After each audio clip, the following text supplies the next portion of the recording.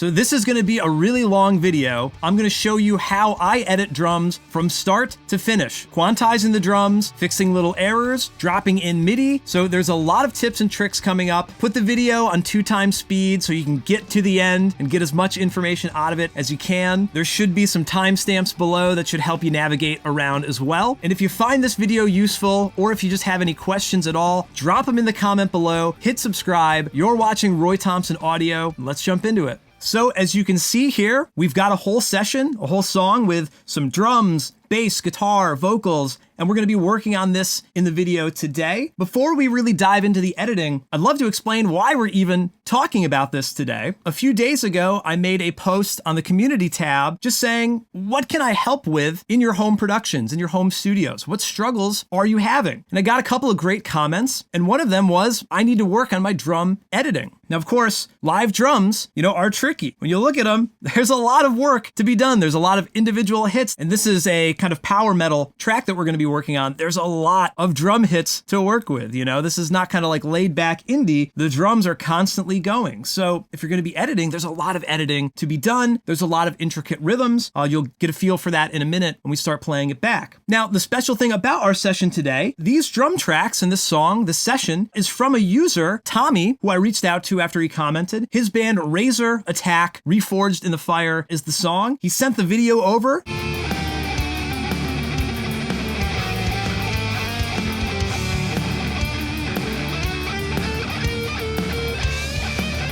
So I love this. They've got the, DIY home studio, video, home studio production. And I think we can all really relate to this, that you want to be fully in control of your projects. This is the benefit of the day and age that we live in. That's why I got into audio production, so I could control everything, get it just how I wanted. And that's what Tommy and his band Razor Attack are doing as well. So I reached out to him and I said, if you'd be willing to send the tracks over to me, the multi-tracks, I'd be happy to make a video about it, riff on some of my own tips and tricks, and I'll give you the edited tracks back as a thank you at the end of the day. So again, check out the band. I'll link this into the description. Looks like you have a really cool kind of rehearsal studio space set up. So thank you to Tommy and Razor Attack for lending the multi-tracks for this video. I think we're all gonna learn a lot from it. All right, so let's jump into Pro Tools and get it done. All right, so as you can see, we've got a bunch of drum tracks. There's kick drum, snare drum, 3 different toms, stereo overheads, hat, and ride cymbal. And these audio files are exactly as I've received them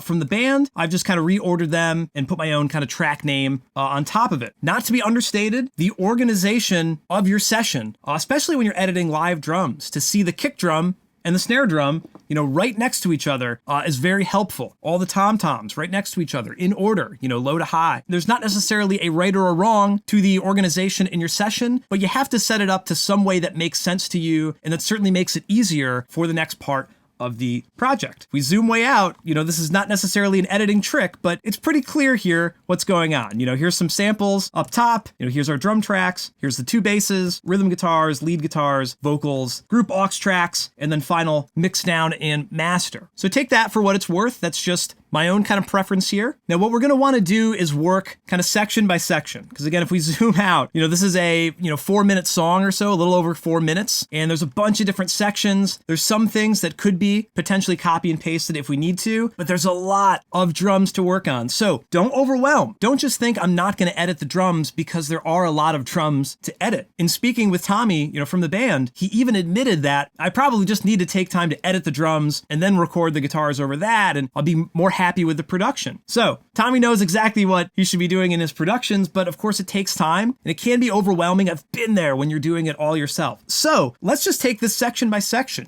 intro, verse, chorus, etc. Break it up into 8 16-bar phrases, or even shorter, depending on how tricky they can be. So let's play this first little section here.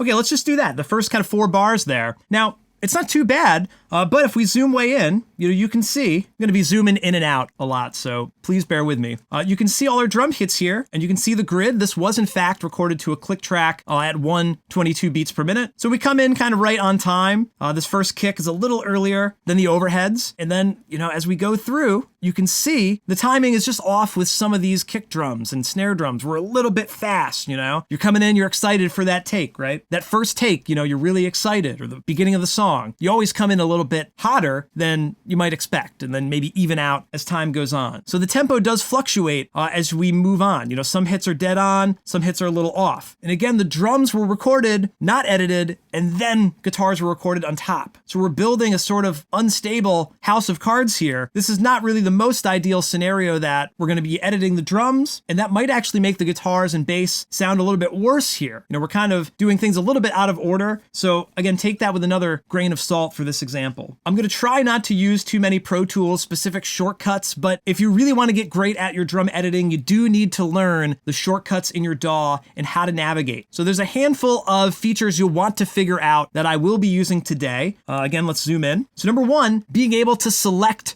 your tracks properly. So as you can see, I've already got a group going for all these tracks. In Pro Tools, there's this group menu. You can hit Command G and add any number of tracks to a group so that you can edit them all together. I've got an all drums group and a kick and snare group. So if we just want to select those two individual tracks, we can do that. That may come in handy later. On top of that, you can see that we are selecting based on the grid divisions, right? These are quarter notes we're showing here, but we could also show eighth notes, 16th notes, etc. So that'll be helpful to be able to show the different grid divisions, not only eighth notes, but eighth note triplets or dotted. I guess these are 16th notes, not eighth notes, but to be able to change your grid divisions is going to be super helpful. And on top of that, being able to freely select. So in Pro Tools, if you're in grid mode, you can hold Command and that will take you out of grid mode temporarily. So you can select right up to the perfect points, or you can switch over to slip mode, which will always leave you freely to select. In that case, if you hit Command, the opposite is true. You'll jump temporarily into grid mode. So those editing tools, you really have to figure out how that works in your DAW, whether you're in Logic, Cubase, FL Studio, whatever you're in, figure out those workflows. And then there's one last really, really crucial feature in Pro Tools, and that is the tab to transient. And when that's on, we can hit the tab key, and that's going to jump to wherever Pro Tools thinks there's a spike in audio. So it's not always perfect, and it's analyzing a set of group tracks right now.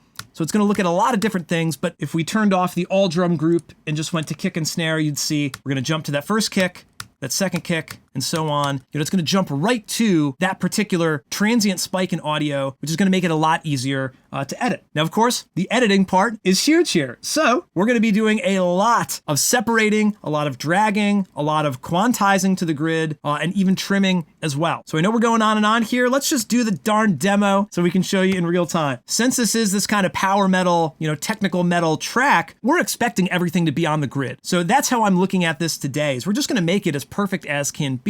If there's a couple spots where we can't exactly make it perfect, it's okay to leave things off the grid a little bit. We're going to try our best to make it as perfect as can be. So what we're going to do is tab to each one of these major hits, the kick drums, the snare drums, the tom-toms. We're going to separate that into a new clip and then quantize that to our grid. So let's come here for this first section. You can zoom in so we can see what we're doing. Tab up to the beginning there, Command E to separate, tab to the beginning of this, Command E to separate, tab, Command E, tab, Command E. So now we've made 4 separations here, 1, 2, 3, 4, for every beat in this measure. And then if we highlight or select all of these clips and hit Command 0, Pro Tools is going to snap them to the grid. So this is perfect. Let's play this back. So we can see here, there kind of was a little kick drum there, but we really want this tom-tom, it sounds like, to be on beat, right? Listen one more time. So the tom-toms come in a little late. There's maybe an accidental hit on the kick drum there. So let's tab to that tom-tom. Once again, Command 0. The tab to transient, always a little bit funky, so you might need to just manually cut sometimes as well. Let's zoom back out, take another listen. Okay, so the first measure is done, right? One part at a time, right? It's okay to go one part at a time. The better you get with your tools, the faster you'll be able to go. Now, you might be wondering, what's up with all of the spaces, though, in between? That can't be good, right? If we solo this, that spacing is obvious, right? Well, we are going to go back in and fix that. Essentially what we're going to do is we're going to trim back a little bit of the edit so that it doesn't have a gap in audio. You can barely tell. And then of course, if you were to apply a fade over all those, then you definitely wouldn't be able to tell. There'd be no click or pop, right? So that's something we're going to do at the very end of the process. And of course, there are some automated ways to do that. But if you are just editing one simple measure like this, one part that's out of time that you want to fix, you can just simply manually click and drag and make that edit, right? If you just want that one part to be perfect, the very intro of the song, trim the clips, fade them back together. It's perfectly on. And that's another really great tip is you don't necessarily have to edit every single hit of the drums, but if you do get the major downbeats, the kick and the snare, that's maybe on beat 1 and 3, or the snares on 2 and 4, whatever the structure of the beat is, if you just get those kind of big moments locked in, the performance will sound great, and you don't have to worry about every single subdivision. It's okay to keep it simple, especially if you're brand new to this. You're going to find it's a lot easier to just fix a couple of things rather than go crazy, as I'm sure will come up in a little bit. Okay, so let's undo some of that and let's keep rolling through the song here. Tab, cut. Tab, cut. You can see I'm hitting tab a couple times and Pro Tools isn't always jumping right to the next hit. In that case, just click and then tab. Click right ahead of where you want the cursor to wind up, right? Click, tab, right? Click tab. Oh, see, not always perfect, but you have to combine your tools, right? And find a good workflow. So now let's select Command 0 to quantize the grid. Take a listen. Right, so you can see now we're really getting some big errors in the timing. So you can see what beats might be trickier to finagle back in later. Hopefully we can paint this back and not necessarily hear an issue there. Let's take a quick listen to see. Right, you can hear the sustain of the cymbal there is a little funny. Now you might not notice with the sludgy guitars, but that's kind of the trade-off of doing heavy edits like this. And a lot of this comes down to the drum performance. So this is kind of the trick of I'm editing the drums and I can't make it sound perfect because I have to stretch them too far and make a really wild edit. Well, unfortunately, this is the same issue of if you are recording vocals and then applying pitch correction to them, auto-tune or Melodyne. You have to start with a decent performance that's in tune for those processes to really do their best, right? And not make it sound like a robot. And that is exactly the same here with our drum editing. The better the performance, the easier the editing is going to be, or the more seamless, right? What we're doing now is kind of a Band-Aid fix. So don't discount that as well, that we might need a better performance if the editing is too tricky. This attention to detail is huge. We're going to massage these empty spaces later. This is part of the process of let's chop everything up and quantize it first and worry about the gross errors after the fact. All right, let's keep going. Click, tab, separate, click, tab, separate, click, tab, separate, click, tab, separate, highlight, quantize. No problem, right? You can already hear the guitars and drums kind of fighting each other, right? Okay, so here's a great example of not quantizing every single hit. Let's do this next kind of measure here. You know what? When you zoom in, it's actually not too bad. You can see, let's go to grid mode here. The major hits here, actually let's go to quarter notes. The major quarter notes are on. There's one, it's a little bit early, but that's not too bad, right? And we get to the next measure on time. So this fill, when we listen to this, maybe doesn't need editing. With the guitars, it sounds wild, but without the guitars, let's solo. It's pretty great without that, right? It's got a little lively feel, not perfectly quantized. If we put the click in, right? It's pretty on. So we could absolutely leave this as is, or we could just tighten up again those major downbeats rather than all the individual parts in between, right? Let's just do the quarter notes there.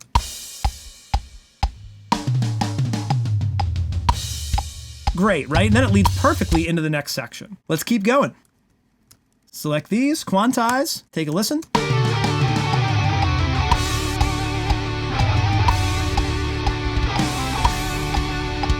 And you know what? At this point, since the guitars are sounding a little bit off, we're not thinking about guitars right now. Let's go to our mix window. I had this queued up already. A couple of trims to just turn down the guitars and bass and the vocals. Turn them down 5 dB. That way we can hear the music, but maybe not be so distracted by it when we're checking our edits here.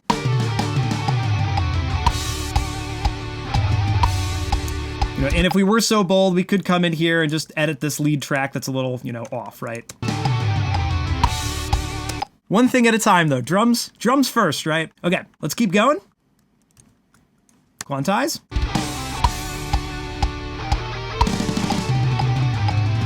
Okay, so another kind of intricate fill here that you would go crazy trying to edit every single individual hit there. One unfortunate note, you probably want that kick and snare together. Ba-ba-da-boop-ba-ba-ba-ba-boop-ba-ba. So again, you're gonna have to use your judgment on how you want this to line up. You can even see the snare samples that Tommy had sent me are lined up a little bit earlier there. So in this case, there might have been some editing applied on the back end, or no, you could see, yeah, we've moved the snare drum a little bit earlier. So maybe we wanna move this. This is gonna be a section we're probably gonna have to do some major surgery on, but at least you can see we do get back to beat 1 pretty easily here.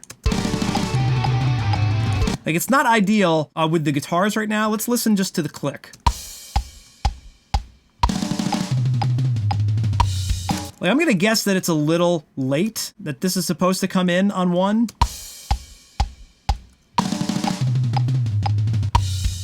You know, it's almost like it's either rushed or maybe there's a missing beat in there, which is it kind of sufficed for having this early kick drum, right? So this is another area where another take to get a better rhythm on this fill, slow it down, relax a little bit, get it a little bit more tight would be ideal. But in this case, let's just leave that as is, because again, it is filling up all the space there. And that's one benefit if you're looking to make the editing easy, right?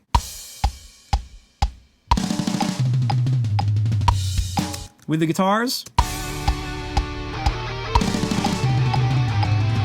Yeah, you do kind of want everything to come in there. So you can see the drums are a little bit later right now than some of the guitar stuff here. So again, we're doing things out of order. I'm sure you understand that. Okay, let's keep going. We're on intro 2 now. Actually, let's zoom out for one moment, right? There's certainly a lot left to go, but we do have this first section roughly done, and that's about 15 or 16 seconds of the song. We obviously have to clean up the edit a little bit, but that's not going to be terribly difficult. So you can get an idea for how long, the entire track might take you. How long does 4 measures or 8 measures take to edit? So let's take a listen to intro 2.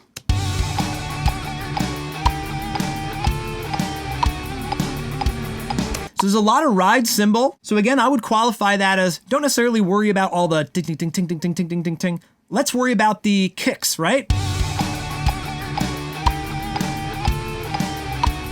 So you can hear that the drummer has kind of sped up and slowed down to fall back in with the click track. Even though it's out of time, it was to a click. So we're kind of swaying with the tempo a little bit. These first 2 hits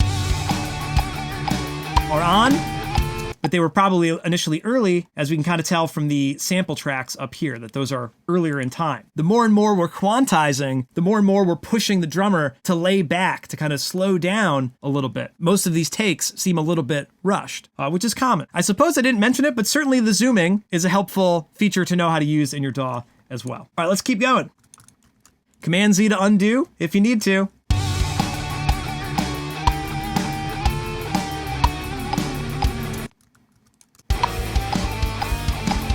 Funny kind of rhythm here, just looking at it. It looks like it's going to be off, so I don't want to make too many edits. Let's see what happens here.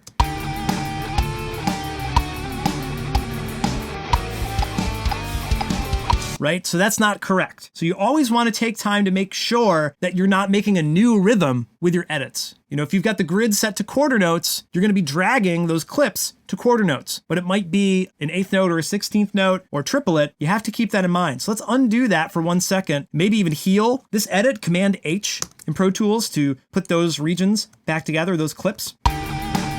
Take another listen. Right, so that sounds like it's supposed to be on the upbeat, right? It's either supposed to be on the upbeat or it's another error. So we should probably ignore that for now, and let's focus on the snare drum, which is obviously on the 2s and 4s. You know, if these are supposed to be on the upbeats, maybe we could put them there. That does sound a little bit odd to me. And again, that might be because of the guitar editing, right? So we can leave that maybe alone for now. Let's just do these snare drums until we get back to a kind of more neutral rhythm.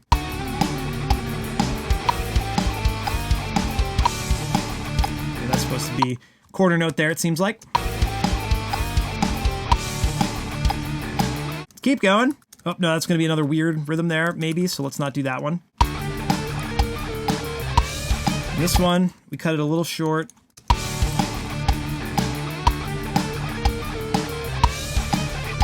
Same thing here, just kind of visually referencing there. Some odd edits, try to get them as tight as you can, obviously. The tab to transient, you will notice, sometimes we'll drop it, you know, in slight variances, depending on how it's analyzing things. So this is not necessarily foolproof, you still gotta proofread it, right?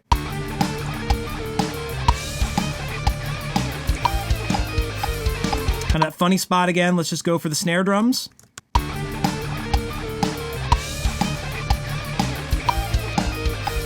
Okay, and now we're gonna do a new section. So again, let's just take a moment and review, right? I know there's a huge song to go and you're saying, Roy, can we please go a little bit faster, Roy? Well, we're learning through this. That's kind of the point. And of course you could jump around and fast forward if you need to. But let's review, right? Let's spell check that. So let's go to the beginning of intro 2 and listen back.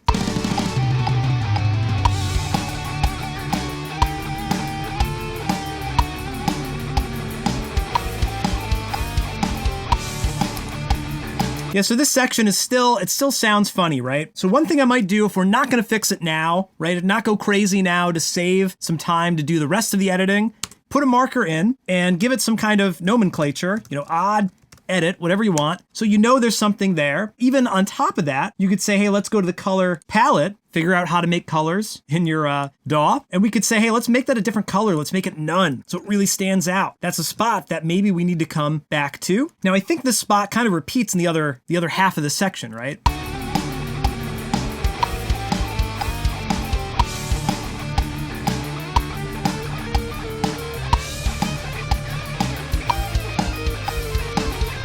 You know, to me, this section sounds a little bit tighter than this. So we could potentially copy paste. You know, we haven't talked about copy pasting yet, but that is an option, right? So that repeats. It's a little bit nicer here. If we wanted to, we could potentially say, let's color these clips as well. So we know that that's another kind of tricky spot to return to, or that might be relevant here. But again, let's wait on that and just finish the major edit.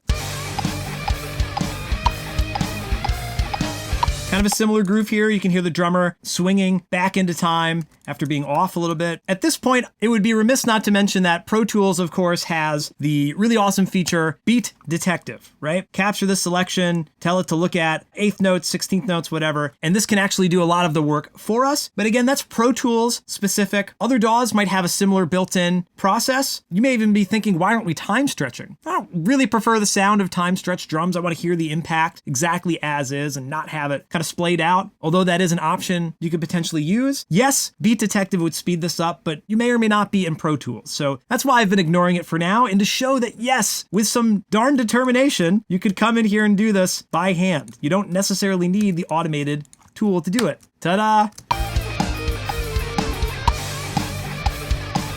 So this seems like that's kind of a swung beat there, or dotted or something. So let's not edit that. And we can see that snare drum was a little bit off as well. Kind of a wild transient from this particular snare drum microphone. Another trick is if tab to transient is jumping to, you know, not quite the beginning or jumping too far, you might change your nudge value. Go to minutes and seconds, change that to, you know, 5 or 3 milliseconds, and then you can nudge that into place. So in this instance, let's hit tab. It's not perfect, right? But if we nudge, that gets us a little closer. You can even make it 1 millisecond if you want to be dead on, and that's even too much there. But that might be able to help in the future, finding the perfect beginning and end. Yeah, interesting with this swung beat. Here's another approach you might take is we could say, hey, let's put this kick drum on beat, but we don't want this swing to be off now. Actually, that does sound pretty good. But you could potentially say, let's use the swing of the two kick drums together rather than separated. Let's hear that back. And then these are kind of off too. So let's put this together. This is kind of a silly example. Zoom in, nudge back a little bit. There we go. So that sounds kind of interesting there. If we try it in the other direction though, you know, there's some experimentation to find the right groove. Again, there's a lot of this that's like, what was intended by the drummer, what's intended for the song. I'm not working directly with the band. I'm just interpreting this as an editor right now. So you have a lot of power there to say, hey, I'm gonna make the groove rush a little bit, or I'm gonna make it drag a little bit. But let's keep going. Maybe just reset that edit. Let's just do the snare drums here.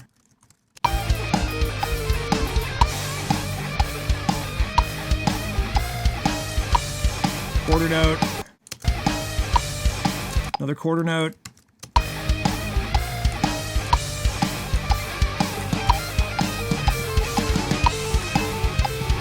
These poor guitars.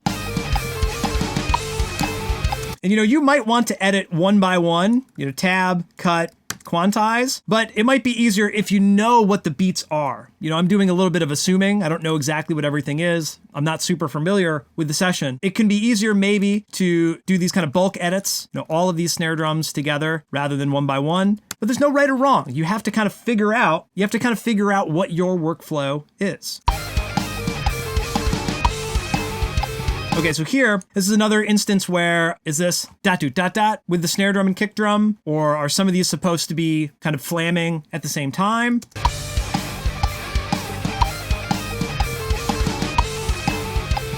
So again, that might need some editing. Let's bring up the color palette again. This can be another flipping track. Let's put a none there, add our marker, plus odd edit.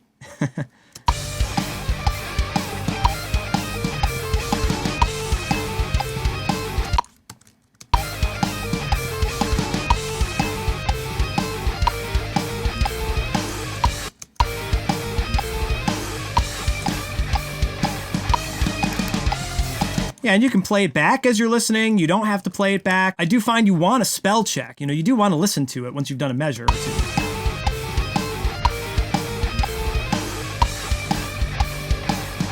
Yeah, there's another instance where painting this back might sound better.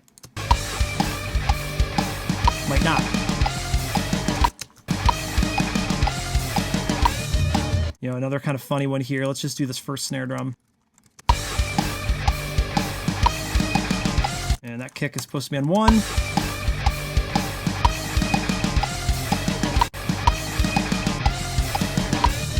Definitely know that that's beat 1 for the next part, but this measure, again, another tricky spot.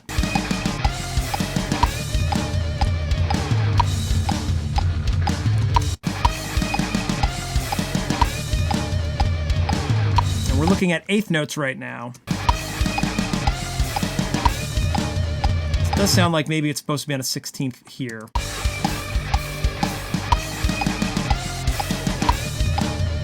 And these would be a little bit behind.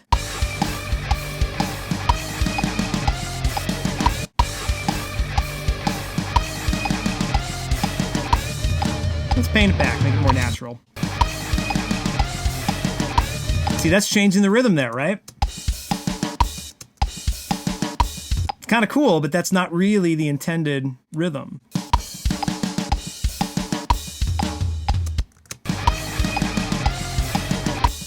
And again, with copy pasting, this almost sounds like that should be here as well.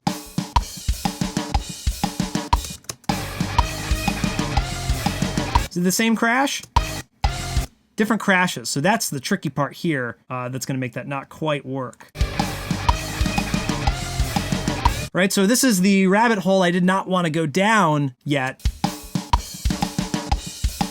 Where now we're trying to make some kind of funny edits, which is definitely possible, but you're going to get wrapped up in trying to massage that rather than just searching for your kind of big wins here. So let's play this again. This is maybe a little bit late.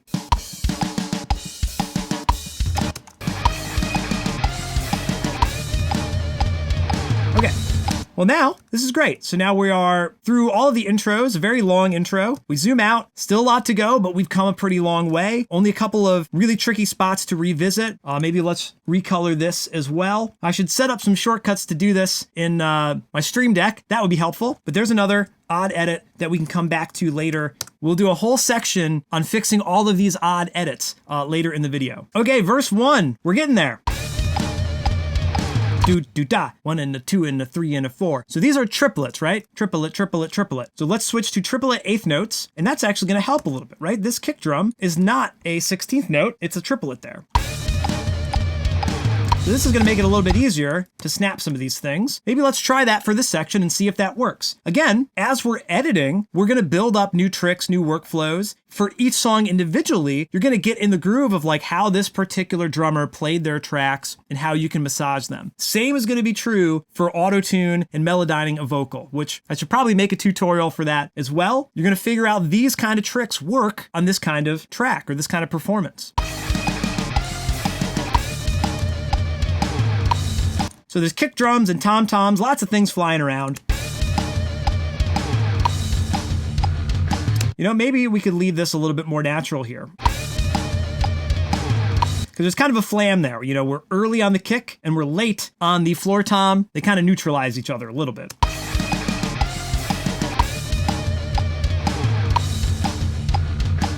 Because the snare drum later is perfectly on. We can see the two kicks are off, so here's another edit you might want to learn how to do. In Pro Tools, we can nudge within the clip.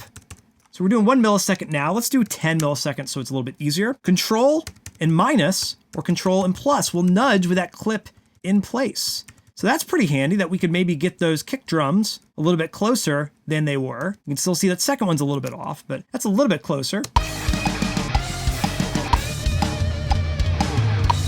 But it sounds pretty good, right? That's a pretty good trick there.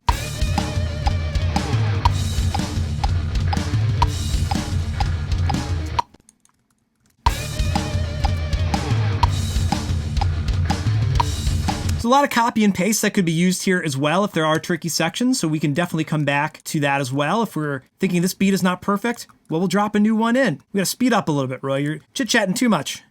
All right, let's quantize.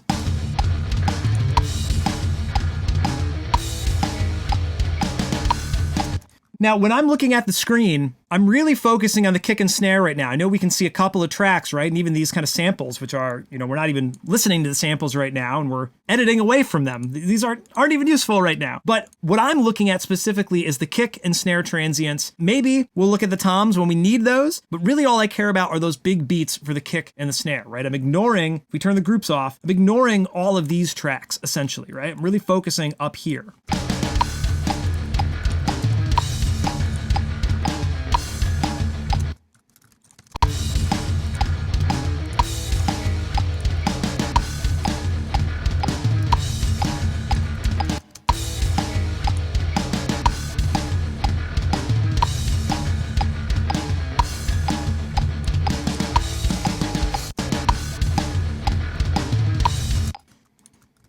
Kind of serene to do it without the music in the background.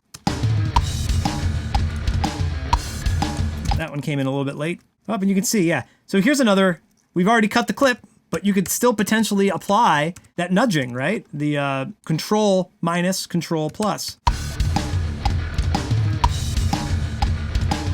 You get under 1 millisecond.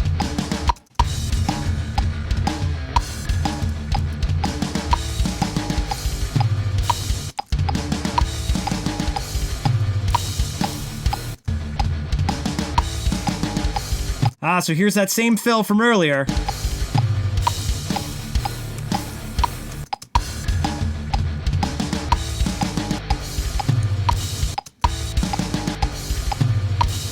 You know, what are we supposed to do here? I'm assuming this is beat 1. Let's solo so we can hear it maybe just with the click. Right, there's a lot going on here with the drum performance. Needs a little bit more care. You can see we cut off maybe a little bit of the transient there. Not too much, but just a little bit.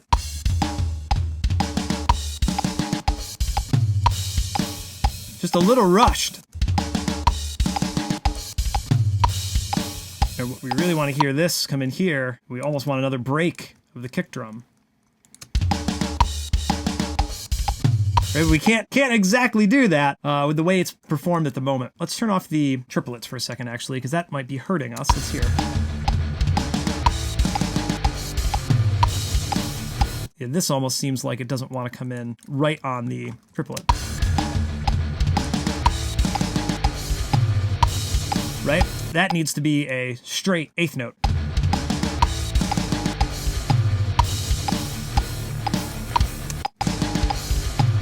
Another tricky spot. Okay, so color palette. I gotta put this shortcut on my Stream Deck. We'll take a break and I'll put the shortcut there. Odd, edit. All right, let's keep going. Do, da, do, da.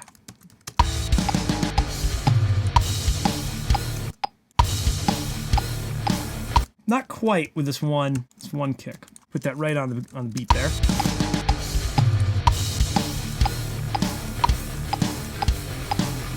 Okay, sections like this, hallelujah, boom, pop, boom, pop. This would be a perfect example for Beat Detective to take over and do some of that in the background for us, right? I'm gonna do it by hand. One benefit of doing your edits by hand is that you know exactly what happened. When you throw your vocals into auto-tune in automatic mode, it's not really up to you what it's gonna do. You can finagle the settings to get it to work seamlessly if you know how to dial it in, and the performance is good enough, but it's auto, right? That's why when you're hearing, some like kind of hip hop rap tracks, blah, blah, blah, blah, blah, you hear the tuning go up and down, and it's not always perfect. But if you switched over to graph mode, or you jumped into Melodyne or Revoice Pro or whatever, you could make it exactly what you want it to be. And so that's what I appreciate about doing edits by hand, whether it's vocals or drums like this. It's gonna take more time, but you get it exactly how you want it to be. And you certainly learn a lot more about the darn performance by doing that, right? Hey, you're goofing this fill up. You're goofing this fill up. You're goofing this fill up. These could be better. And you're only gonna learn that by taking the time to,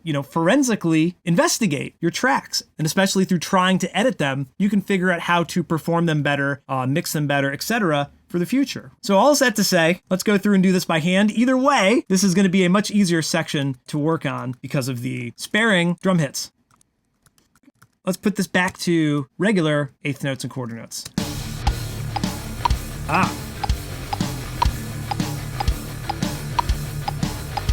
It's actually too far off for Pro Tools. So here's another trick. If you select these tracks, instead of quantizing and letting some random stuff happen, right? Again, we just talked about automatic processes not helping you all the time. If we drag this back, everything drags in tandem. You can see the snare drums line up maybe a little bit better.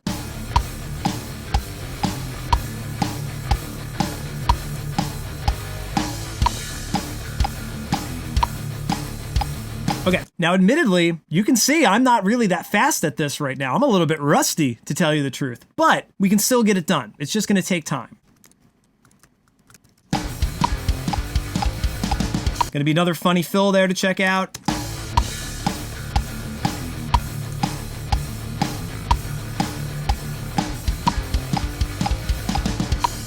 Not too bad after fixing the rest of the quantizing. Yeah, so don't forget to change the grid value. I was on eighth notes there, and it's pulling it early. We don't want that. I changed the grid value to quarter note. It pushes it a little bit late. So keep that in mind. Well, actually, let's listen to the fill again. So again, the big divisions for snare drum, that's the important part here, not the individual hits, or not the subdivisions, I should say.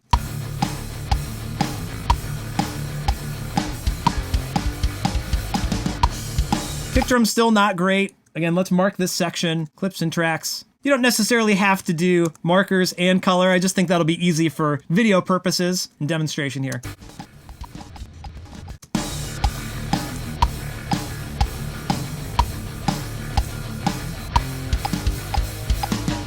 Doom, do ba doom, doom, do ba doom. Maybe another kind of triplet part here. Do do do ba doom.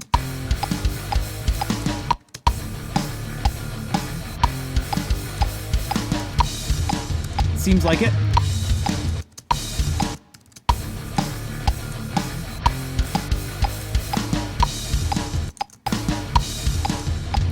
Now does that end one go back to eighth notes?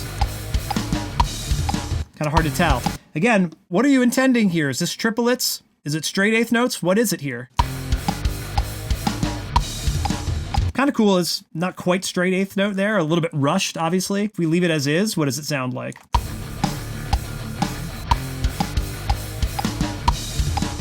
Out of time, obviously, but again, we got to figure that out. That's the trick with these edits. What's intended? All right, verse 2. Hooray! We made it through verse 1 and chorus 1. We didn't even realize we were in the chorus there. The chorus.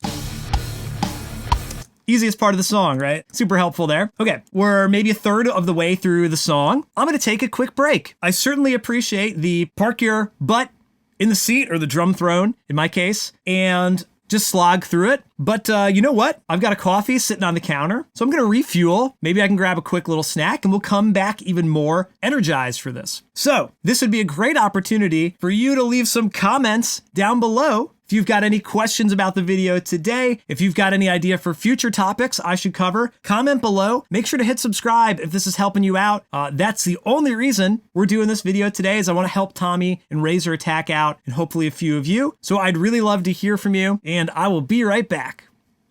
And we're back. Now, I actually forgot to mention one very important step before we even start doing all these edits and making all these crazy alterations. You should always have a backup version of the session, whether that's, a save as, an alternate session file, or if you know how to use playlists or even duplicate tracks within your session, to have something to get back to. So in this case, we should take all our drum tracks here and we should say, Pro Tools, make a duplicate playlist. So right now everything looks the same, but you can see the track names have been changed to .01. We can flip back and forth through these alternate playlists. So they look exactly the same. And in fact, we can even view them here.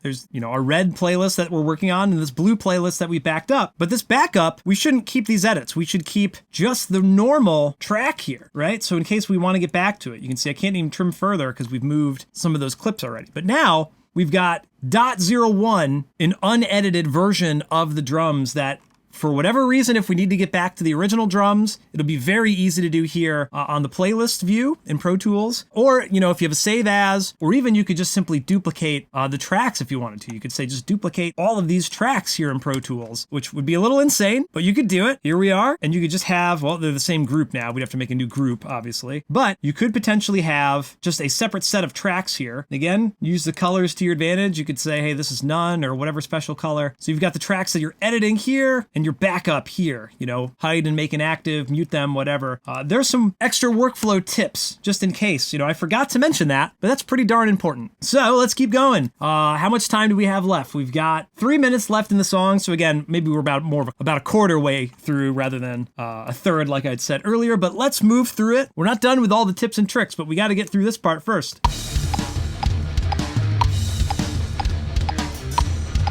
Right back to the triplets again. This kick is going to be in between these beats. It's not going to want to end up back on one, so change your grid value a little bit there. Same thing here. I'm going to guess if we do this. Let's see. Oh, no, that was good.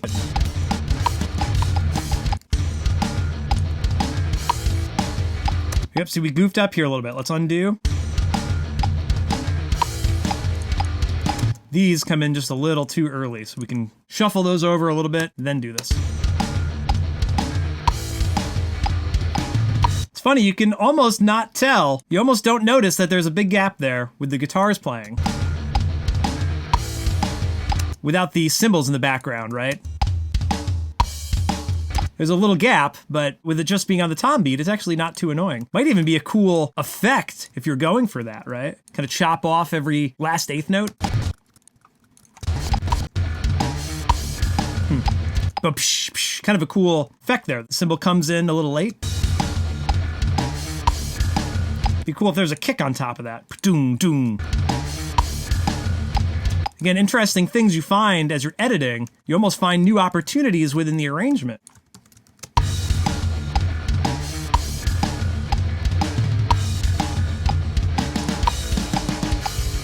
And again, now we're verse 2, so we're finding these same fills again. Maybe they are better here than that initial spot in the first verse. Put this back to eighth notes, triplets.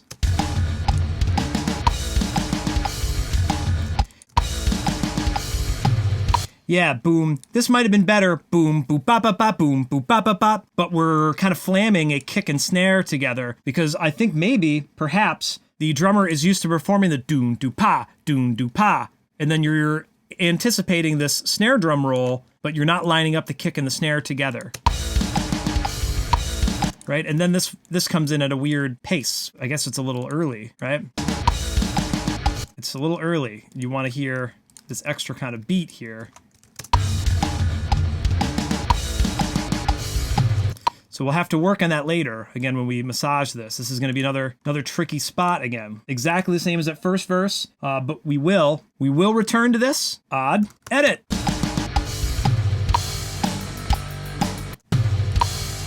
All right, pre-chorus, or is this chorus? I guess the riff is chorus. It's a little bit different section than the previous verse, I guess. Okay.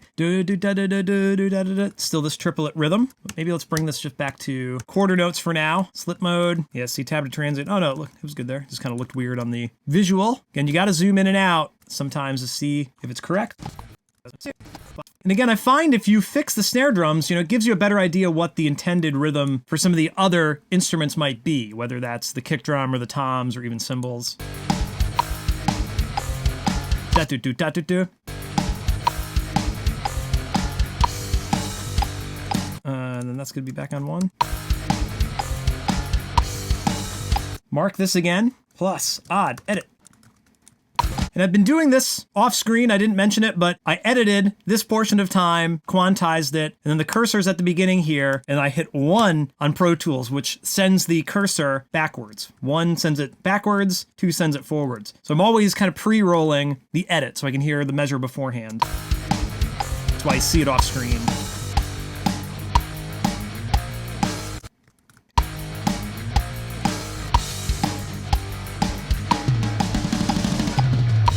Hey, that fill is a little bit better than the first verse. Kind of cool that it's different.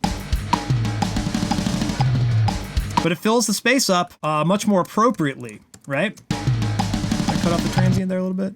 Yeah, a little bit.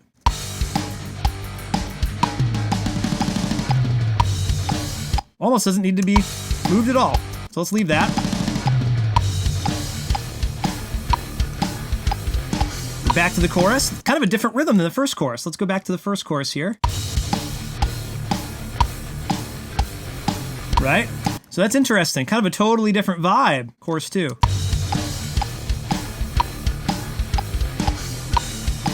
That's a really cool arrangement trick. You hear this all the time in like pop country. The first chorus is sort of just like boom, bop, boom, boom, pop. But then, the last chorus, boom, boom, bop, boom. Boom, boom, boom, boom, boom, pushing it along a little bit more. That's a really cool trick that you've employed here. Gonna make it a little bit trickier to edit, but cool for the song. Again, this is triplets, 8th notes. So we could do kick and snare for this. Kind of a funny looking rhythm there. Let's just check that before we actually quantize.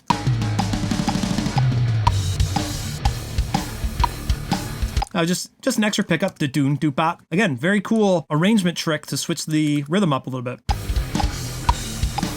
This kind of triplet, this extra hit here. Again, something we probably don't want to edit individually.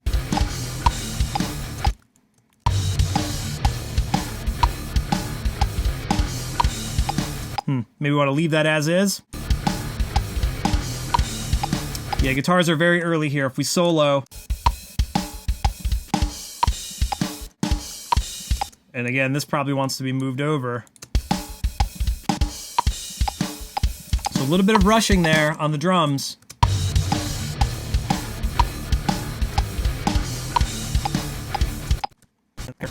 Anyone's hands getting tired yet? We're going to be seeing this in our sleep like Tetris, like all the pieces falling down.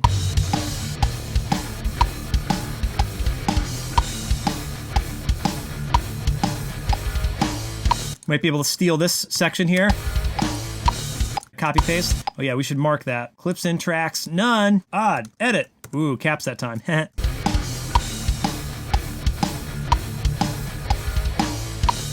Yeah, simply just stealing this will make that easier. We could even literally just take this, drop that kick and snare here. Different cymbal. So again, tricky. We'll have to come back to it. Frustrating. Drums. This is why we just use MIDI. And again, I know there's hi-hat in the background, but I'm just ignoring it because we really just need these big beats to be on. That's the only thing we're really paying attention to. They're going to be the loudest in the mix anyway. One more tip. I'm occasionally zooming in and out the waveform. You probably caught me doing it a couple of times. So that's not changing the volume, but it is changing the zoom level of the waveform. That can help up here in the top corner of Pro Tools, or Shift Option and scroll wheel. All right, 2 minutes in, so now we are almost halfway there. We're halfway there. Don't demonetize my video, please. Actually, channel's not currently monetized, if you can believe it or not. I didn't make a video for like 3 years, so YouTube said, you're out of the partner program. But now I'm back with a vengeance. Yeah, see, this is that other section again. A little tighter, right? This kick drum fill is a little loose, but it recovers on beat better afterwards. Keep hitting shortcuts. Oh, look at all these windows we're bringing up. A little loose. Just put these snare drums on. That's all you need to do. I know it's a lot of work, but if you zoomed out and you listen back and put markers in, like these odd edit markers, if you put that in for all the sections that were really off, you know, the most noticeable, you don't need to spend hours like we're spending now. Just fix those couple of spots. Yeah, so this doesn't know. The kick here doesn't know if it wants to be swung or straight. It's close to being on straight. Ba-do-do, ba-do-do, but the others, you know, it's going in between those rhythms, as it wants to be tripleted, if that's a word. It wants to be triplets, not straight there, but it was much closer to being a straight rhythm. That might be another section we need to mark to come back to. And same thing here. Probably still wants to be triplets. Yeah, this is going to be funny. Let's mark this section. Doesn't sound too bad, but it's got so much of that extra space missing that will then become a problem. Odd. Edit. No, don't forget the plus. That's how I know it's not a part of the song.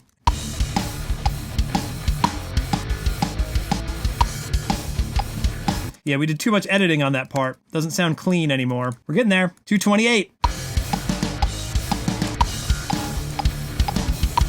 That snare hit the compressors real hard. I put a little bit of mixing on these to make it palatable to listen to because I just had the raw drum tracks. You could hear that one snare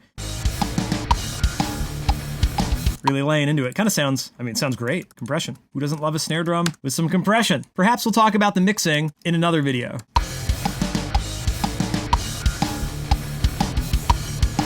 Yeah, maybe we can leave that natural too. That's a little funky. Yeah, it's gonna be a tough one. Basically, anywhere there's a large space is gonna be hard. So if we measure that, that's a total of, 44 milliseconds. It doesn't sound like a lot of time, but that 44 milliseconds is enough for us to be like, what the heck happened there? So you can see any of those spaces. Those are the annoying spaces, right? You can see these are probably also very large intervals versus the other parts of the song with smaller intervals in between the edits, not as noticeable. Like for obvious reasons, but even just being able to trick our ear. It's hard to hear the smaller interval versus the larger interval. 44 milliseconds is kind of like the point where we hear two distinct things. If they're playing at the same time, you've got a delay going, that kind of brap, brap, rather than just bop, bop, brap, brap. Did that make any sense? Do, da, do. We're missing a kick here, or we're very early.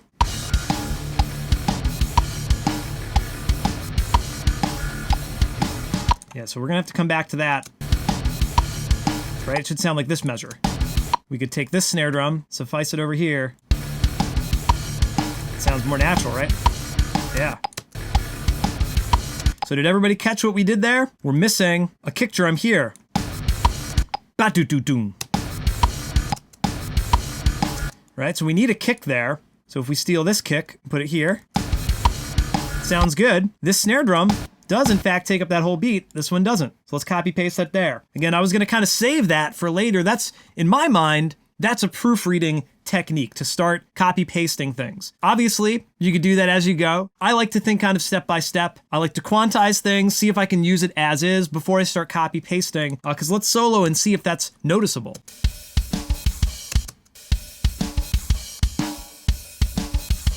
Pretty seamless because those parts are exactly identical. If you get different cymbals ringing out, you may or may not be able to pull that off. So I try not to go overboard with that unless we have to, but that did resolve that issue. And again, you could have just told the drummer you're missing a kick drum there while you're tracking if somebody noticed.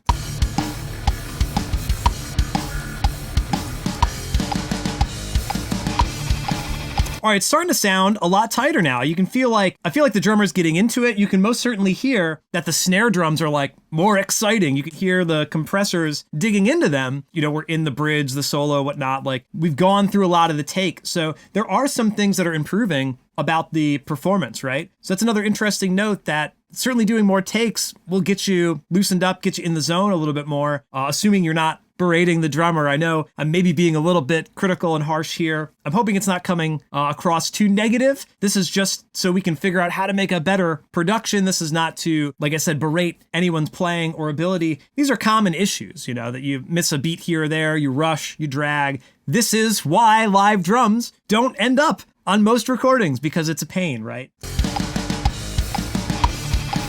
Yeah, this is, sounding a lot cooler as far as the actual tones of the performance, and it's locked in a little bit more. You know, even this section here, locked in a little bit more. I'd love to hear that snare drum on one though, but I don't want to lose that kick. You know, that's obviously the trick, that those flamming instruments. Sounds better to me with the snare drum on one, and I'll show you how to fix this kick drum error a little bit later. This beat happened earlier in the song too, this da-doom. So a little bit rushed with that. You gotta be careful with that one. And then we rushed back to this next beat. Yeah, another kind of funny rhythm here that we'll have to work on. Clips and tracks, odd edit. So now you can see I've labeled this part double kick, because I knew this is going to be one of the most difficult parts. If we look at this and take a listen to this, early snare, early snare, early snare, early snare, early snare, almost gets earlier and earlier. This is gonna be tricky. There it gets on. And we fall back on beat a little bit maybe. Yeah. This is gonna be one of the most tricky parts and might be one of the most obviously edited parts because there is a new cut every beat. Da, da, da, da, da, da, da, da, da, da, da. My biggest tip for a part like this, if the editing turns out to be a nightmare, if the recording is a nightmare, just do the cymbals and snare. Tss, pa, tss, pa, tss, pa. Set up a new track and then record the kick separately. And then you can edit the two almost like you have a rhythm track and a lead track, right? A little unconventional, might feel a little bit weird as a drummer to disconnect one part from the other, but is gonna make for the cleanest editing rather than what we're about to do now. But I guess we've made it this far, so let's do it. Can't get around it. Let's do it. The kick drums look pretty good, I will say. It's the snare drums that are gonna maybe give us the issue. A little bit of flamming, that's not too bad though. Let's go measure by measure here. Yeah, not too bad. And since it does repeat, there will be a certain amount of leeway with copy pasting. Oh, this might be trouble here. Yes, okay. Right, the snare drum wants to be on beat over here. So let's see here. Start rushing. So let's push this over a little bit. Let's click and drag. Lot of rushing, right? You can just see that. These two beats, I think, presumably should be at the same time. So let's just get rid of that. Push this, push this, push this, and then we can snap it. They'll be a little bit closer now. Same here. That snare drum wants to be on beat one. I'm gonna miss the kick. Listening to it, I don't care that there is necessarily kick and snare there. Obviously, it's supposed to be, but it sounds better with the snare on one in this instance than kick on one. But that's another trick, right? Another workaround. Like, that's not at all how it was played, but it makes it tighter in the edit. And again, we're gonna go back and proofread some of this. Like here, we're gonna be missing some other parts as well. And so these should be over here. Well, actually, wait, let's see. Let's map it out. 1 and 2 and 3, right? We have 1 and 2 and 3. This kick drum and this snare drum should line up. So we're gonna cut and omit that particular kick drum. And all these then will fill up this particular measure. Probably not automatically because they're rushed. So we got a little bit of manual editing there.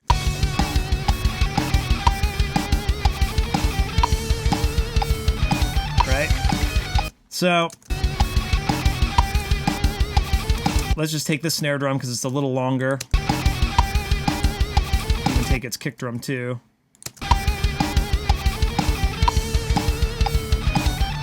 And maybe we took the wrong kick drums. Maybe we can take these earlier ones. Maybe this kick drum here was supposed to line up with that snare. Could have been wrong, right? Emphasis sounds a little funny. Emphasis, emphasis, emphasis. It's just not gonna work that way. Not gonna work. Yeah, so we could just take one of these kicks and paste it. Yeah, these flaming kicks are a pain. This is interesting. I marked this section because I knew it was going to be tough. And it's only tough because the performance isn't as tight as you would like it to be. We've said it a bunch already in this video, but it's such a cliche to get it right at the source. You know, if the performance is great, you don't need to edit it. You don't even need to mix it. It's a great performance, right? There's certainly a vibe here, but there's missing kick drums, there's flaming kick drums, and it comes down to the performance. And now we're fixing it in post, which is an important skill for us to learn. I totally believe that. And honestly, it's fun. I love this side of it. That's why I'm making this silly video. But the performance dictates the outcome. Do a couple more takes. I'm sure the drummer is capable of it. Maybe just needed another take to get in the zone, lock in, because the first measure or two was perfect, and then it fell off, right? So we maybe need to reset, you know?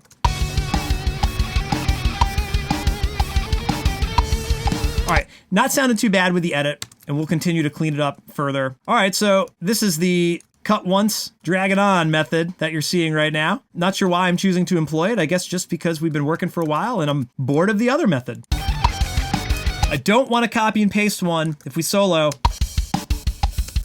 after a new crash. If I put that here, you're going to hear that crash go away. So we don't want that right now. We'll come back to that. This may have been why Tommy said, I gotta work on the drum edits. I'm wondering if it was because some of the performances are off, some of the implied rhythms are not quite clear exactly what they should be, so you're trying to move it around and it's not working. It's not necessarily the fault of the editor, it's the fault of that performance and the tracking session. So it's kind of unfortunate if you're in your home studio and you're saying, my editing isn't good. You know, my pitch correction isn't good. Keep using that as an example, but these are two kind of corollaries here of the most difficult parts of the editing. Guitars are easy to edit, right? Easier, at least. So it's not necessarily the fault of the editor or the editor's tools. Maybe there's some workflow, shortcuts we need to learn, experience and repetition of just giving it a shot. But a lot of it comes down to that performance.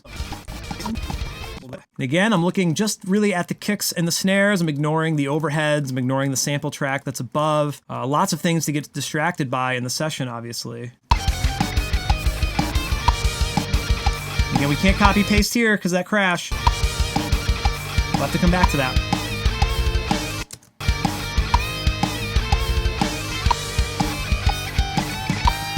And what's going on here? Early again? There's probably a joke about, would you rather have a drummer early, on time, or late? There's something there. Somebody figure that one out. Workshop that. Type 5.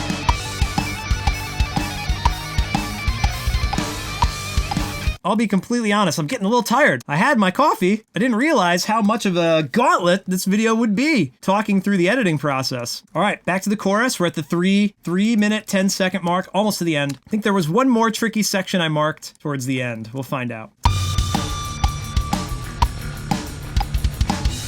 Yeah, so what's implied here? What is this supposed to be? Do-do-do-ba-do-do. It's really hard to figure out what that is supposed to be. We could reinterpret it several different ways. Like, that's kind of cool, but if it's supposed to be in this triplet, triplet, triplet, triplet,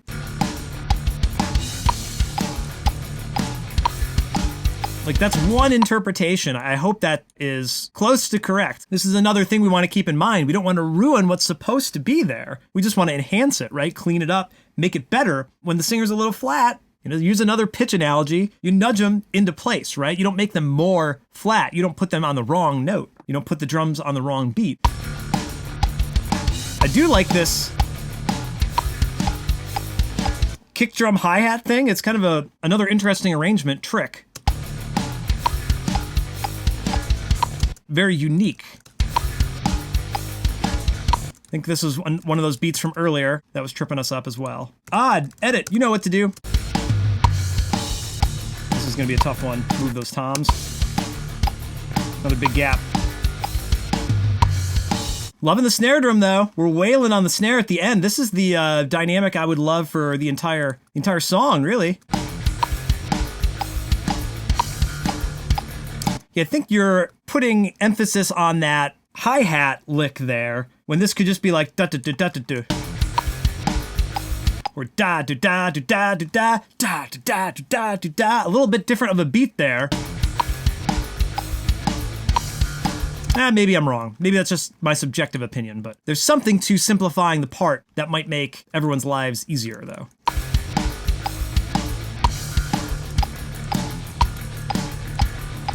Yeah, loving that snappy snare. Snappy snare. Somebody should make that sample pack. The snappy snare sample pack. What do you think? Maybe we can do it. Maybe that can be something we do here on the channel. 340, home stretch, break. This is right before the outro. It sounds worse because we've moved the clip, right? Let's bring this back. Are you getting the hang of the editing?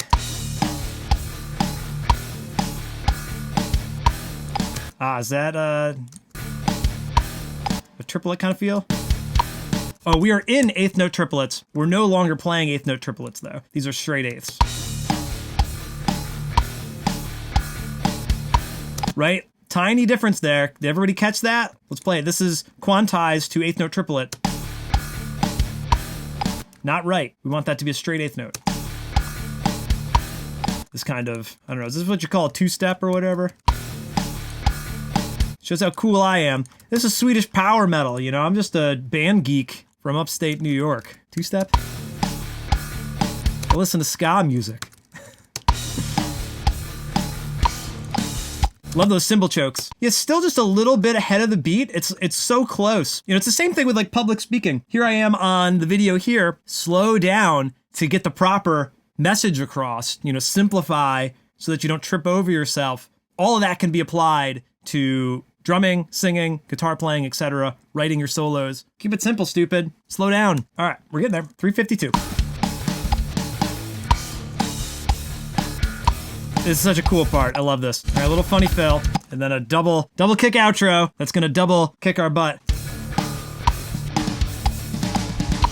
All right, let's put beat one on beat for the double kick outro, and then figure this fill out.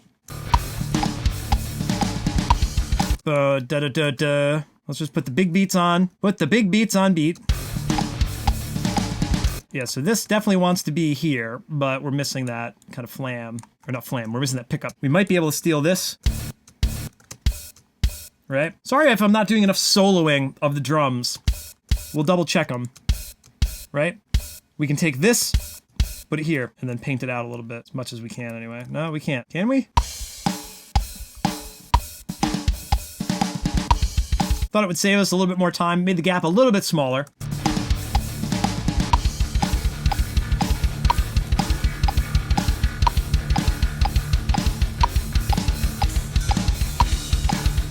All right, so you can hear that same problem from earlier. You know, this is gonna be exactly the same problem, right? Let's just jump ahead. Let's jump to the outro a little bit, rather than bore you with that for a moment.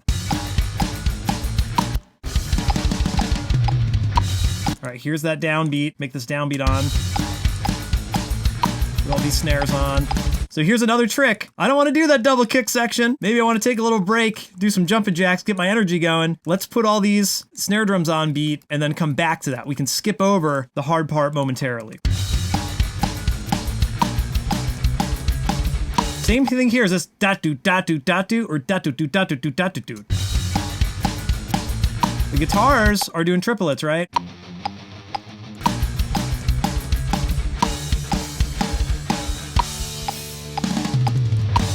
Okay, ending.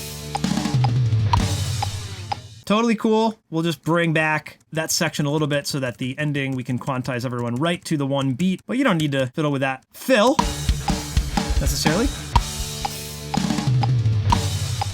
Totally cool. Okay, check this out. We did this whole darn song, right? And we did a lot of work. This is great. But let's simplify. Let's just do the snare drums, and then we can fill in the gaps. Probably going to be the same issue of some kicks having to be omitted. Yeah, in this instance, like, just intend not to play a kick drum when the snare drum is playing, or overdub it on a separate track, overdub the kick, play it separately, or do more takes so that it can be really solid.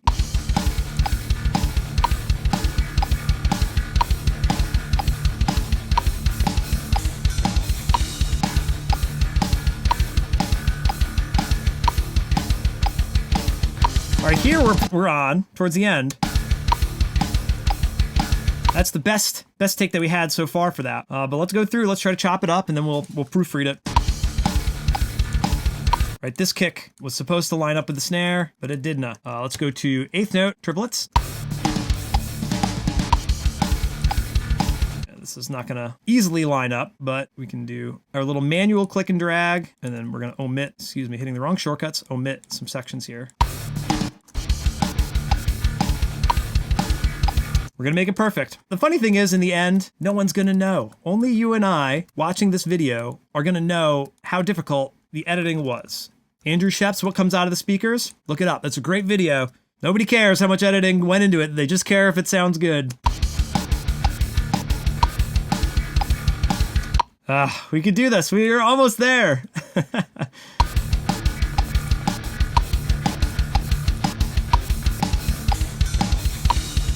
All right, another kind of intricate drum part here. If we solo.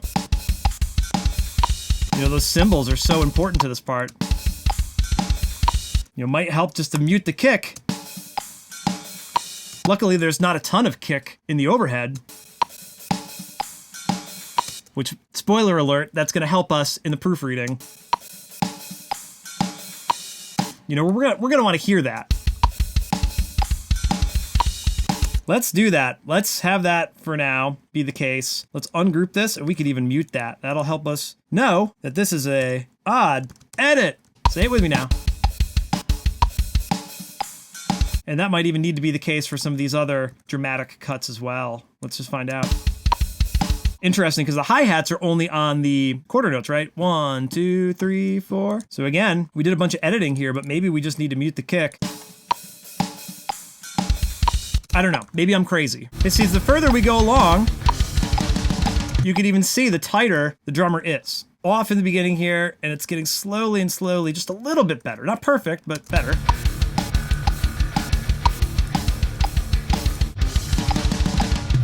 A little crazy in the fill. Do do do da da da do do do do do do. You know, keep it dead simple.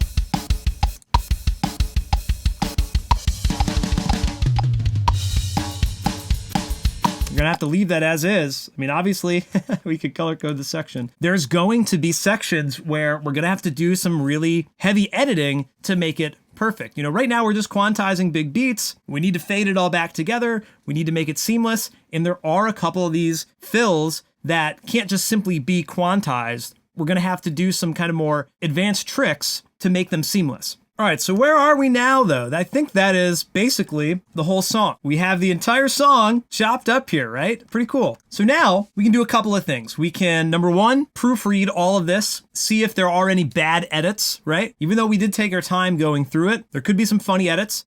And since we do have these kind of funny sections, we can maybe spend more time on those individually. So let's play through and we'll do our proofreading.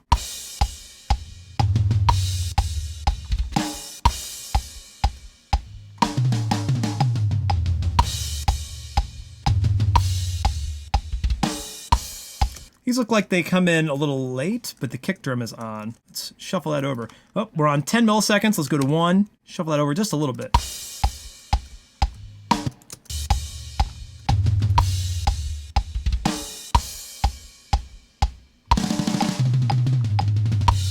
The snare drum on 1, probably gonna sound better.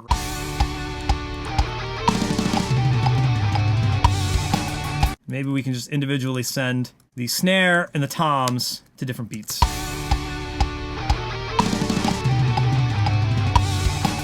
Best we can do for now. Let's solo.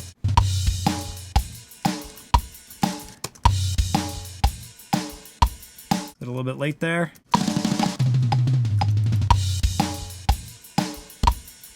Yep, see? We're catching a lot of stuff already. Bad edits here.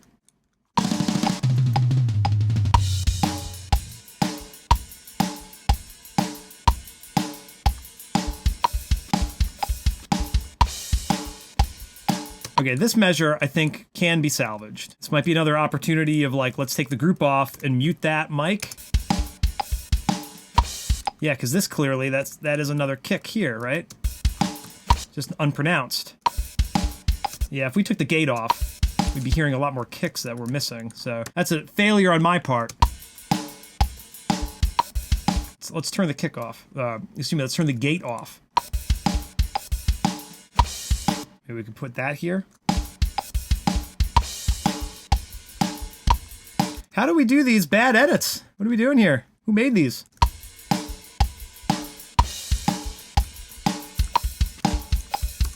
Funny section again. Let's take out the kick drum again. Maybe that's what we can do. We can paste these back in later. So we'd hate for that cool hi-hat riff to sound funny, but the kick is ruining it a little bit there. Even that kick, right? How funny is that? Just muting that section, right? Almost works.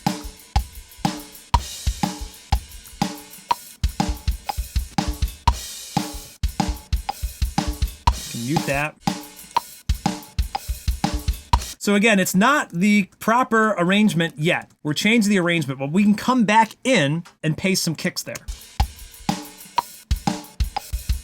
I guess so we don't forget, let's do these together. Let's make a brand new kick track, and we can call this just a temporary sort of fix here. We'll send this to our drums bus, and we'll call this kick fix, right? This will kind of be like a sample track, so let's give it a different color so we know what it is. I don't know if there's a better individual kick, but let's just take a random kick drum at the moment. We'll just copy this one kick, and we'll use it for this odd edit, because we know we want a kick drum here, and we want a kick drum probably here, and in between here. Then if we solo, let's solo safe it so we don't have to worry about it. And then if we bring back all the same processing, right, we'll copy over all our settings. Probably should have just duplicated the track. That would have been a little smoother there, Roy, but that's okay.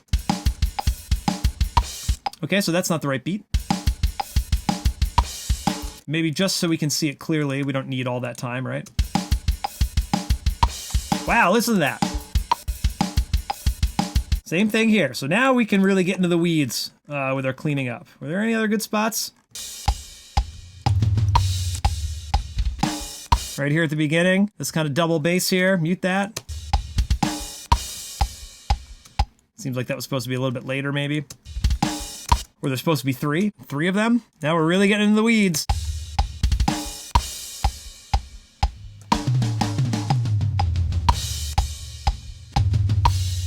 And this one, thought we fixed, but this is a little funny here. I don't like that. Let's take that away and move that out. Same thing here. These wanted to be one beat later, I think. These want to jump right here and kind of be another triplet. Right, and that's again, what's the intention, right? I'm really now synthesizing stuff by copy and pasting this random kick. All right. Now we're rolling.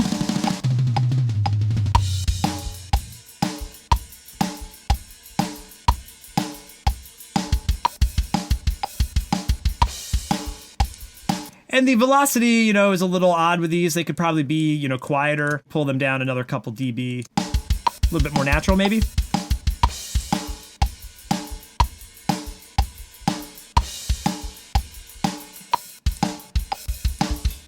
Do-do-do-ba, right? Is it the exact same as the other fill? We drag this out. Do-do-da. Maybe this is just supposed to be over another beat or two. We're hearing some kind of weird phase canceling there.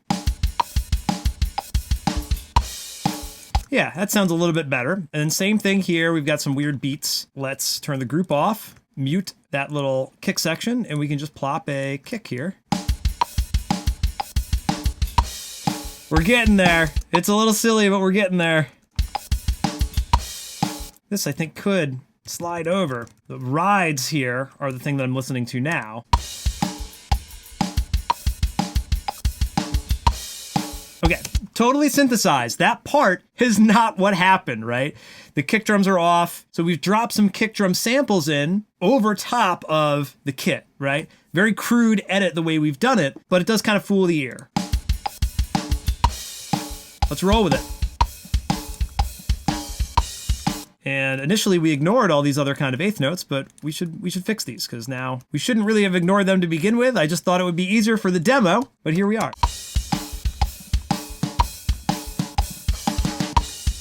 Yeah, again, another solid spot. Maybe doesn't necessarily need to be edited, but for posterity, let's put it on grid. Really tight already.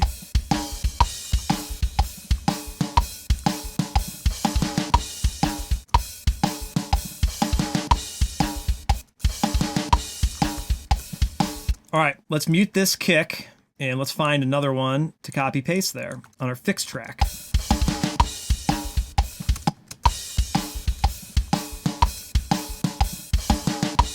Not sure what beat it was supposed to be on, again. Maybe we can just line them up. That might be cool.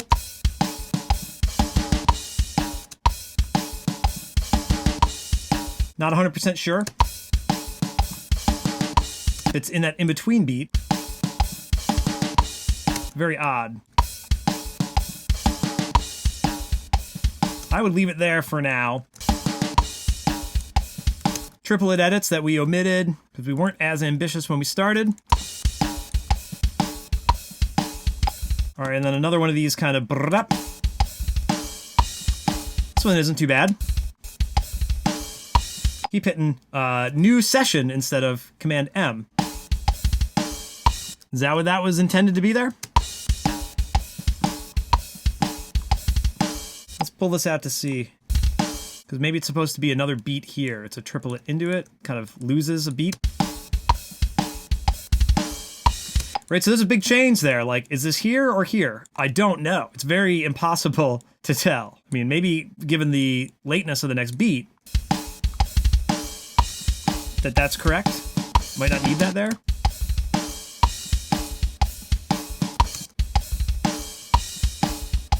And goose up that kick with some clip gain.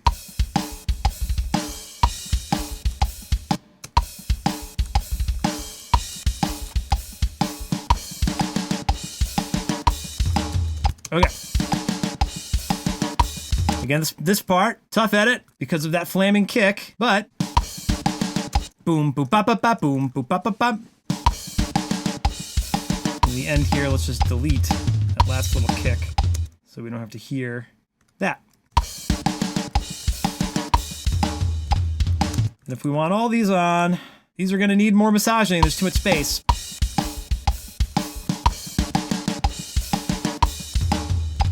All right, we're getting there. Here again, a little off in the beginning.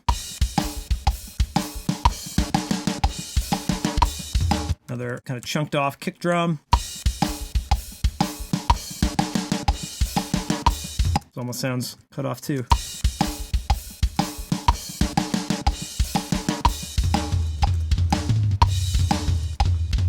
All right, verse 1.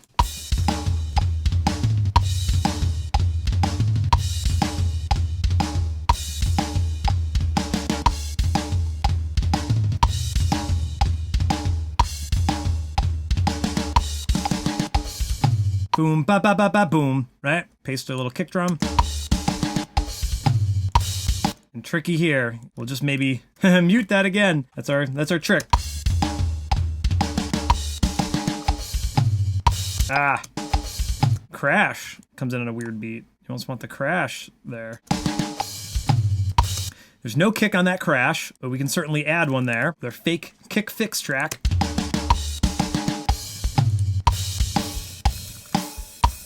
Not bad.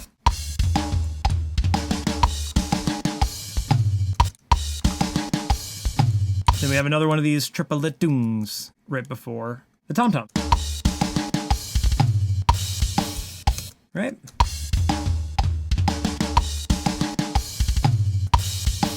We're getting there. Another funky edit. How many times am I going to say that we're getting there?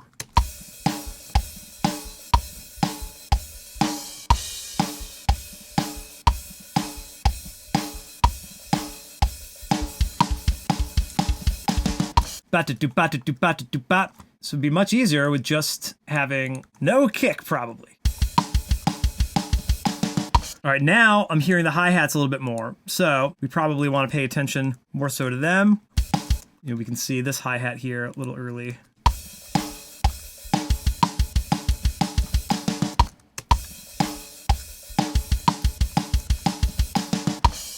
Sounding a little bit better.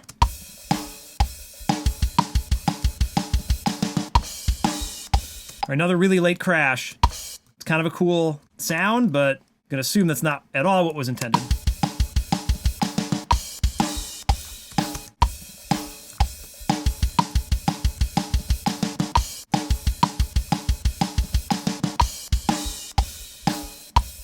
This one's a little early. Cool.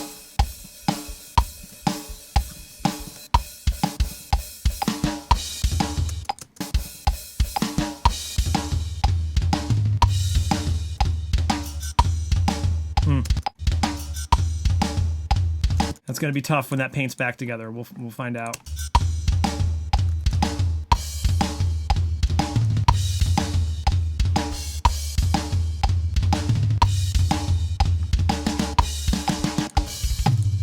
Cleanup work, right? We're not done. There's always more work to do. And this flam, you know, this one's not too bad. Don't mind that one that much.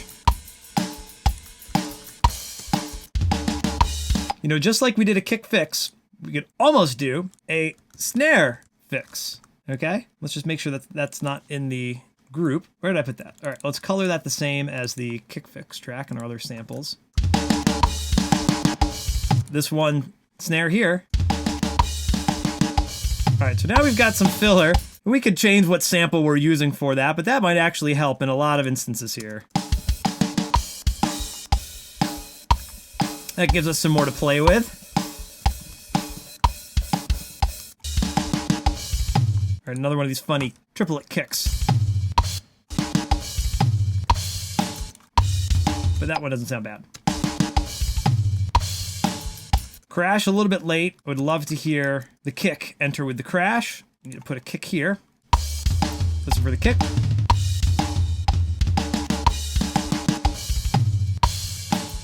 There's another weird crash here. Ah, same thing. This crash, a little bit late. Might be intentional though. Again, I might be ruining it. You know, if we take these... So it might be intentional. I might be ruining that.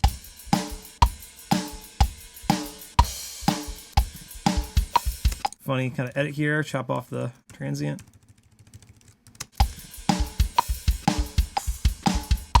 Favorite measure. This one actually maybe isn't so bad. All right, but that one's not right. Drop the kick drum up there.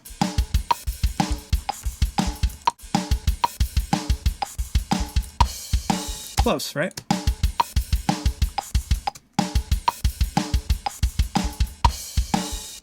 And this last one, bring it over. Don't make a new session. Nice.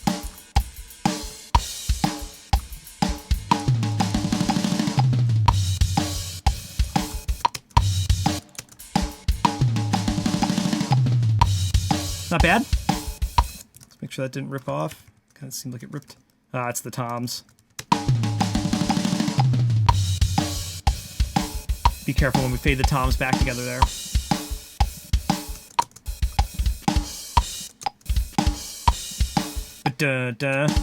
Yeah, so this wants to be Under the Sea. We can heal this, but let's mute again the kick drum, and we'll just put a kick late.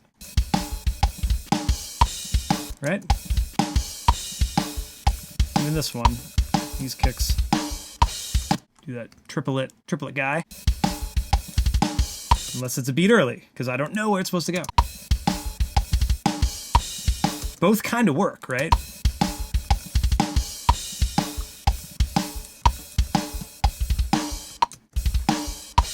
Because that one is here.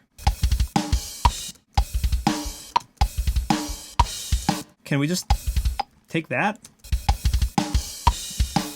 Oh no. Maybe that one works.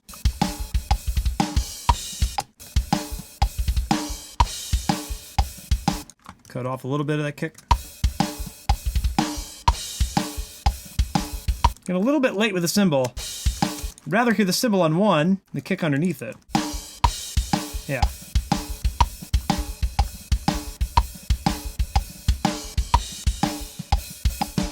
Cut off a little bit.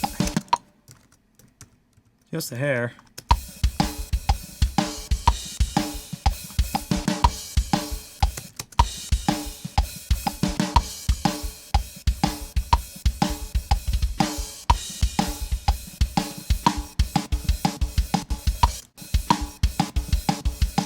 Yeah, so again, the hi-hats, I want to hear those nice and clean. So let's just put the snares on beat. Here's another odd section. You know, here's where that coloring comes in handy. All right, so I'm going to guess. That one's not going to sound good. This one's not going to sound good. This one's not going to sound good. And this one's not going to sound good. So on those beats are where we can place our kick drum. Is it minus 10 on those? Yeah.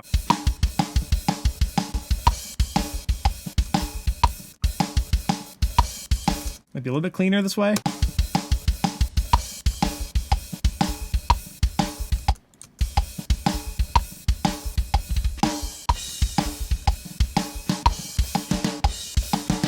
More than halfway, 230.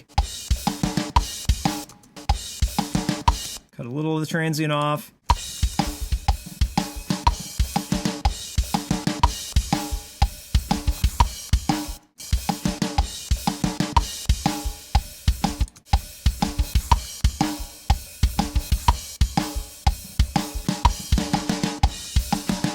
All right, boom, ba-da-da-da-do. Okay, so we did fix this one already. The question is, do we, fix the kick drum error or not?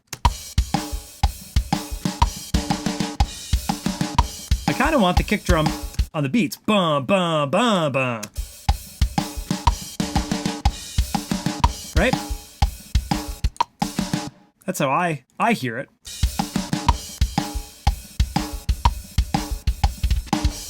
Again, here we can maybe omit some kick drum that we're not going to hear in the mix, but add it in, the sample.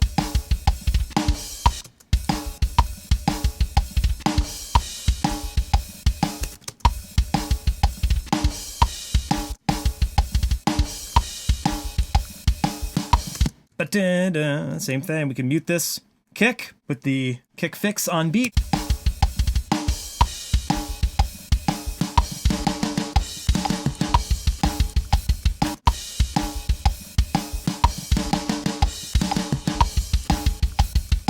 Another fixing moment with the kick. Let's put it on the beat. I know that's not how it was played, but I think it makes more sense that it's boom, boom, boom, boom. So again, with the editing, you can synthesize new parts that weren't there, whether the drummer likes it or not. I don't know, but let's make the song sound better. It's kind of a bum hit here. Yeah. So there, we should add a snare sample. Now again, my thought process with these samples, these are placeholders now. We could use them to trigger another sample, or we could just come and recopy paste something in here that's a better hit from the session. It's also a really good idea after you've recorded the takes, get a couple of hits of the snare drum, tom-toms, kick drum, crash cymbals, whatever you have. So you can fly in little edits like this. You want to use the live performance, you can save it later with a sample, or just layer one in the mixing, of course, and then you're layering your own kit. It's another huge benefit, creating your own unique sound, but still using live drums, or at least your drums.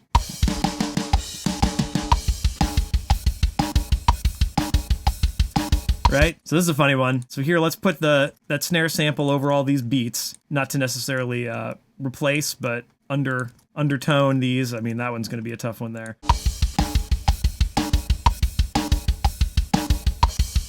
And we did come up with a couple ideas of like, maybe just for argument's sake, let's mute the kick main track and we could just, these samples are gonna sound, you know, robotic to a degree, but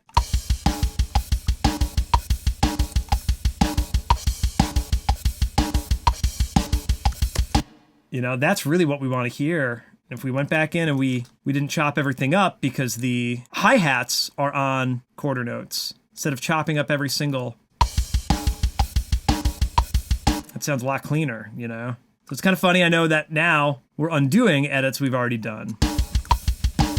But we can do it in service of the song.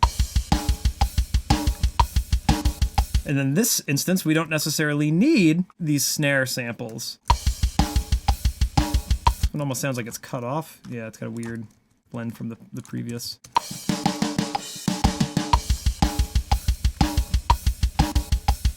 Let's do it. Let's do it this way. We tried both. Make sure the hi-hats are sort of on. Yeah, this hi-hat's a little early there. Early.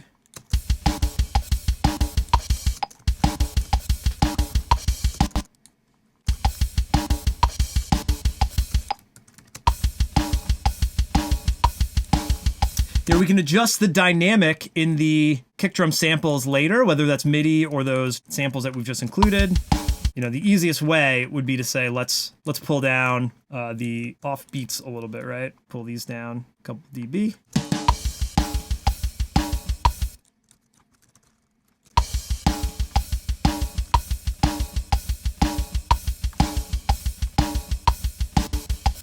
Whoop, hello. Oh, is Pro Tools gonna quit? I thought I was gonna quit for the first time today. That would have been fun. Now I'm looking at that hi-hat again. You can see the hi-hat on the overhead and, you know, ride cymbal hi-hat track below. You can see this crash cymbal a little bit late again.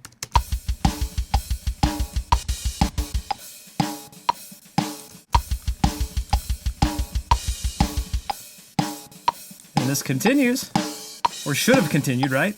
I guess the pattern changes here. So let's now turn our group off. We'll just mute these kick drums on the clip level instead of the track.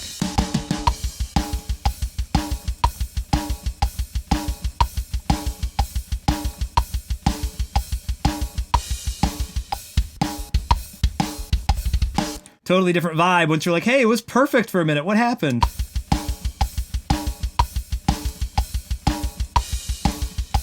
Yeah, so what happened here? I'm gonna guess that there should be another kick on beat 1 here. And then this is a do-do-pa. We were changing the groove a little bit, had a hard time getting back into it.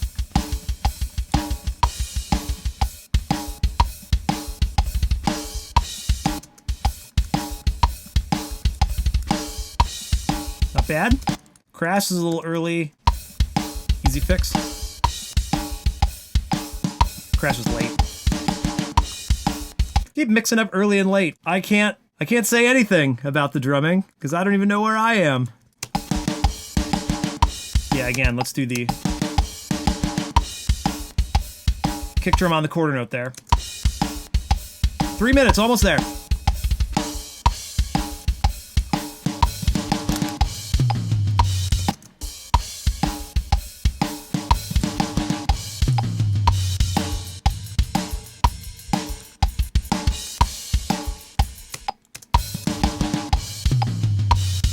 Same thing, let's put the tom-tom. Oh no, tom-tom. Do-ba-do-do.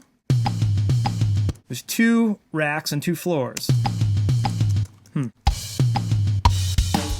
Ba-da-da-da-do. Yeah, we could add a kick in the middle.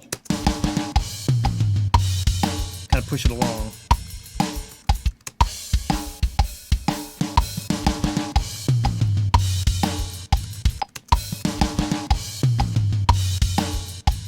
Not bad.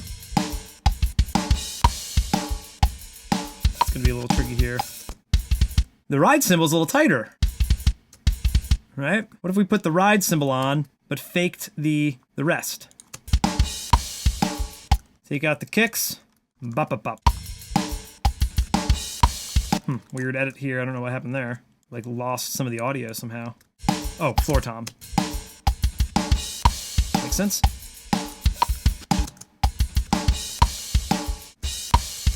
with a little bit early kick drum, late crash cymbal. Save myself there.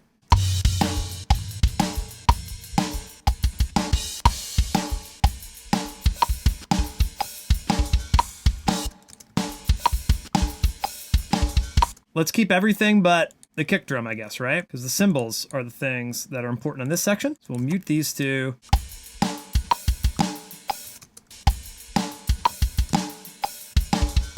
Rip this edit a little bit poorly. Is that what it's supposed to be? I mean, that's kind of cool the way that is. I'm not 100% sure if that's the beat. I apologize if I'm ruining it.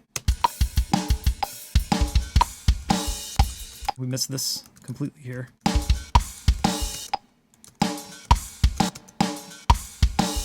And then even this late cymbal. Faking the edits. That's working though.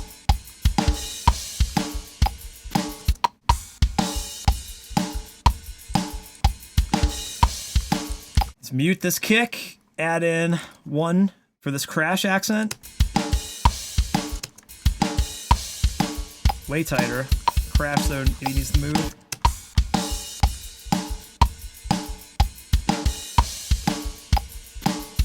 How did we miss that?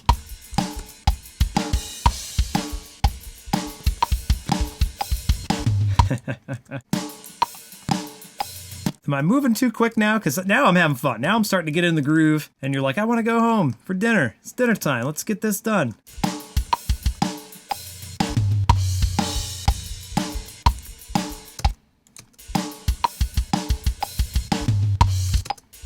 All right, so now let's make sure the ride cymbals are good.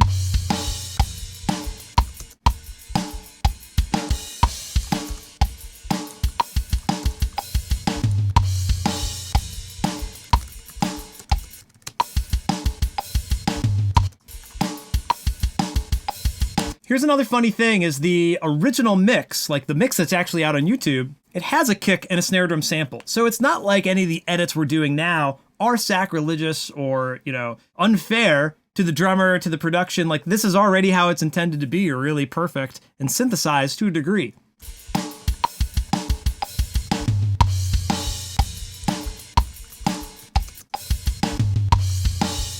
Yeah, let's fix this silly crash. Get the right spot. I want to be right around here.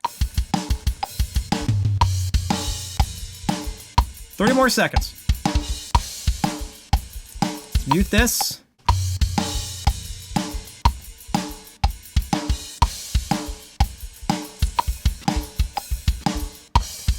Okay.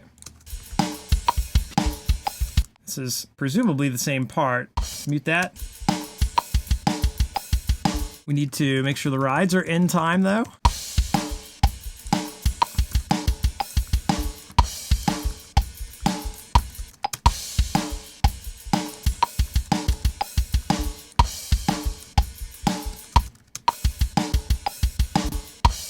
Seems like there's a couple kicks here we might have missed. Da-doo-doo.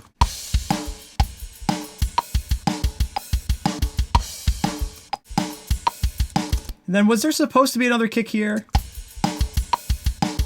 You know, I don't know.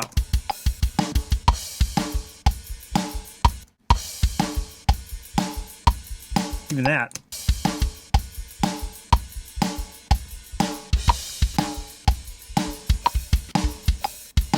It sounds better by just simply synthesizing the kick drums rather than maintaining the real ones, because we want to hear fidelity on this cool cymbal part.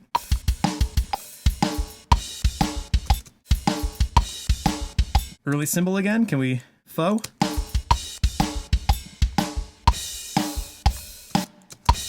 That one sounds nice. Let's just take that one.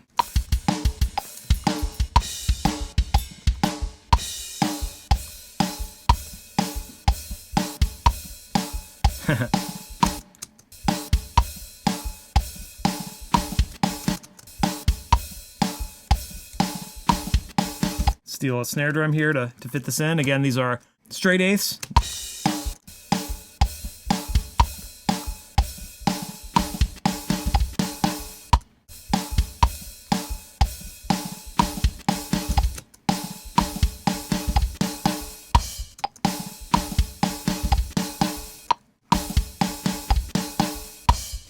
Add some kicks here.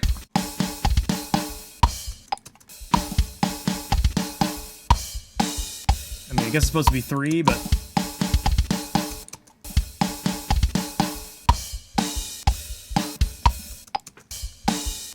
Love that. We cut off the kick a little bit.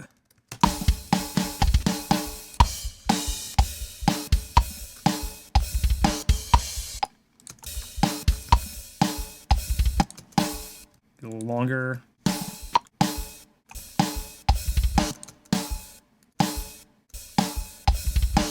Yeah, again.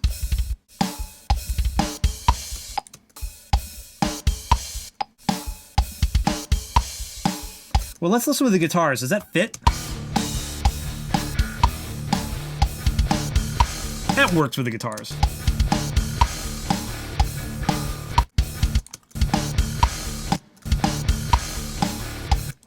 Where's the other crash?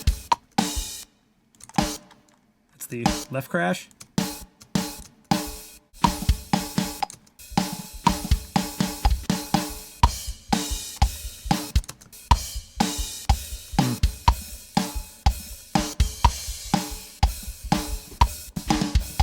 I'd have to deal with that one.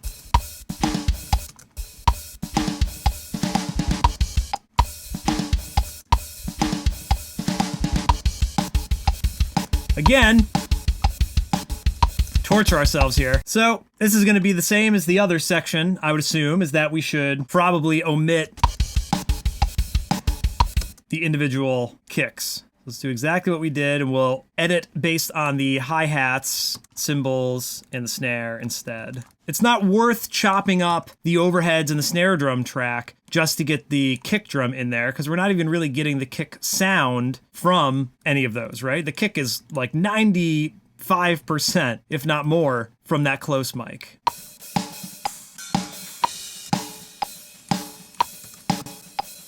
So, again, we goofed by not doing this edit earlier, but you live and learn. So it should be almost the same as the other part, so we can copy paste these kicks over the double kick part.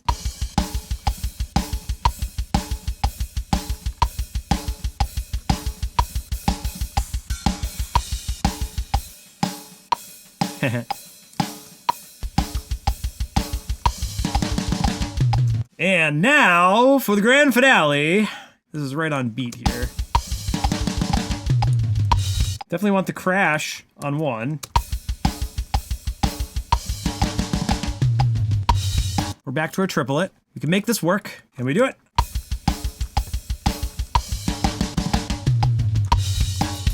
Almost there. Honestly think this would also just be easier copy pasting, right?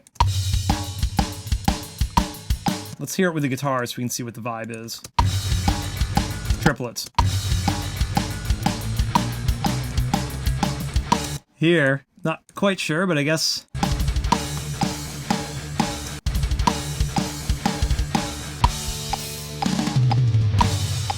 All right, so now I think we fixed a lot of the gross errors, right? And what's left to do now is to trim back all these sections, fade them together, and do another proofread. I mean, mixing in general, it's just proofreading and proofreading and proofreading, is it not? Right? You're working on it and you're just fixing more and more things. But now we know that we at least have parts in time. Anything that was funky, we muted and dropped in samples. But now with the trimming back of everything, we will eventually find maybe more issues, right? And that's kind of, again, part of the game. But now we'll trim everything back, take another listen, see where we lie, and we'll be almost to the point of having, quote unquote, finalized drum edits, which is fantastic. So let's do our final proofreading here. What we want to do is fill in all of the gaps now. I'm going to select all, Command A in Pro Tools. And one easy way, you could do this with Beat Detective, but you could also just come up to Edit, Trim Clip, and then Start to Fill. And that's going to drag all those regions and just fill in that empty space. So yes, there may be clips where the audio kind of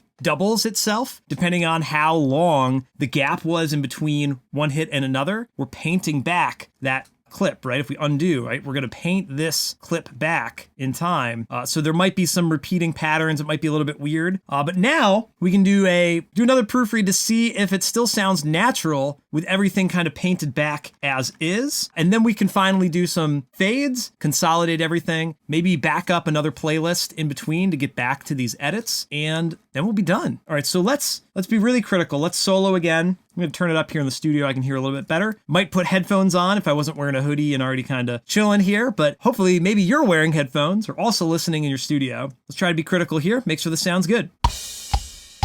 Actually, you know what? Let's take the click off, or just maybe lower so it's not too distracting. Maybe off. We'll do the click off. Let's do the click off and listen to it with fades, right? So let's do a 1 millisecond fade in, 5 millisecond crossfade, and 5 millisecond fade out. Let's see how this sounds.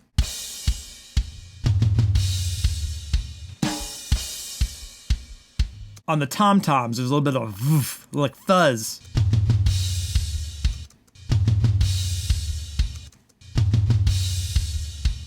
This part here especially, right? We took that really far.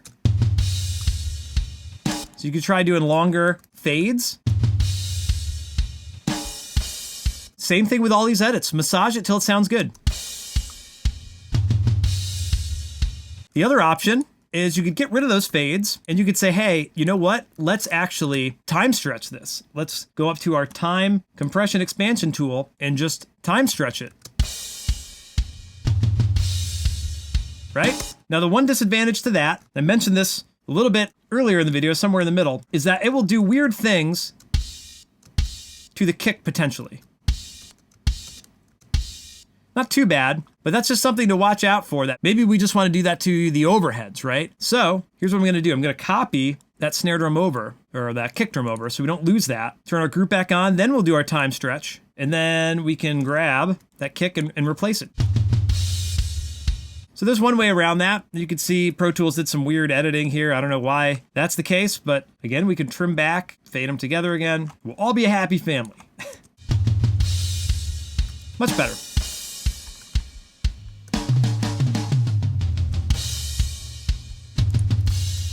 That late crash kind of bugs me. Let's delete these fades. Let's put this crash on time. Let's find a kick sample to put there. And we'll do our little edit, trim clip, trim to start.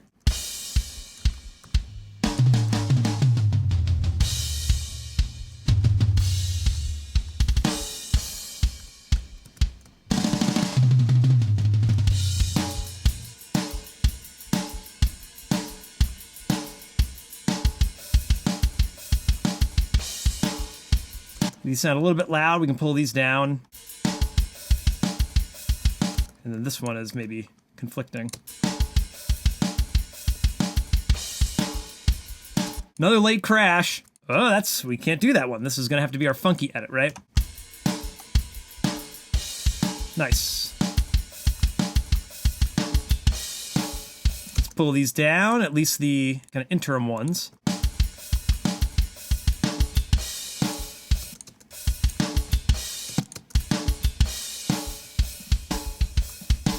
We lost some of our snare there. Again, you know, there's going to be some proofreading. Late crash again. Sorry, we got to fix it. We got to fix it. That's the whole point of the video.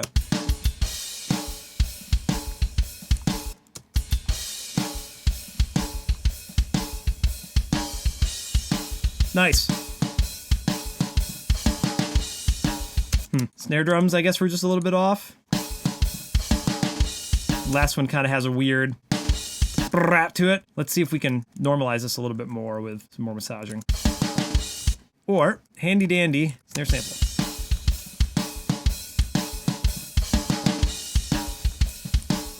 We can mute that one mic. Let's see what happens if we mute the mic. The overheads still kind of suffer too. Like if we took out, there's a little bit of a stutter effect there. Maybe if you were gonna layer in the heavy sample, you wouldn't notice. Maybe if we use a different snare drum sample over top of it, it would also be more seamless. Not quite. So another option, in this case, let's go back to the original snare sample. We can mute it for a moment. Unmute this, do another time stretch, right? So we want this beat to be stretched over, and then we can trim back, hopefully get this a little bit more seamless and maybe blend in the sample. You can hear the transient's just weird.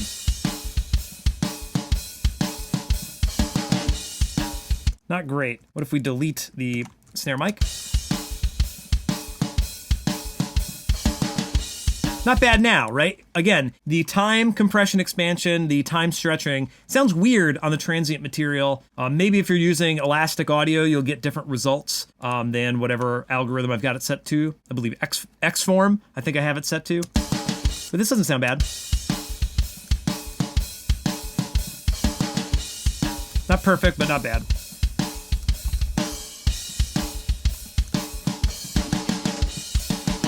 Same thing here. Put this snare drum sample on the last beat. Might even be able to just duplicate that. No one's gonna know. No one will know the difference. Nobody has to. Not gonna sound right in the overheads because that cymbal is gonna double ring. Not super noticeable though.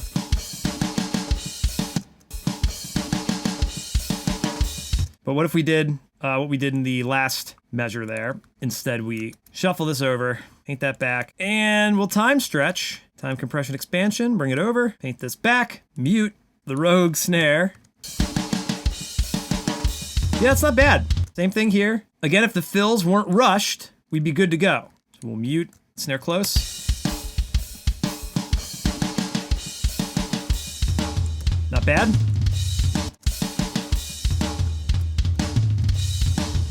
This part with the toms probably deserves more treatment, but I find it gets really wonky with the low end boom, boom, boom. Chopping that up a lot can also sound really terrible. So I would kind of sacrifice like the kicks and the snares being on beat and the toms just doing their thing.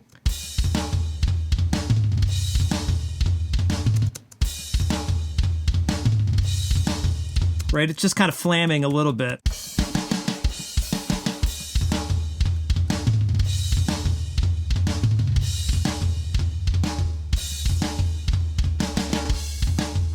All right, maybe we could fix this last beat. Paint this back, mute our faux snare.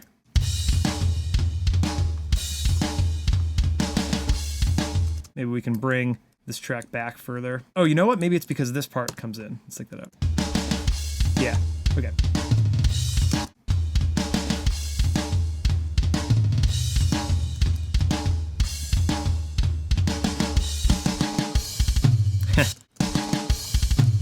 So close with some of these. Still so much more work to do. This one individual hit's good, but this is not. How can we fix this one section now? And in context, also not terrible, right?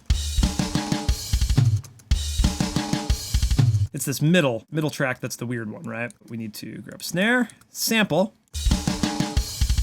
and let's do, again, another time stretch. Let's do the time stretch again. Is that even on beat? It's not even on beat there. Let's put it on beat first. Cut the ending off. Time stretch it over the next beat. Paint this back. Mute our faux guy. Come on. Gotta be careful turning your groups on and off and grabbing the right tools. I got dinner on the way. I'm getting tired. I need another break, but we're almost to the end here. So a little bit more clean there.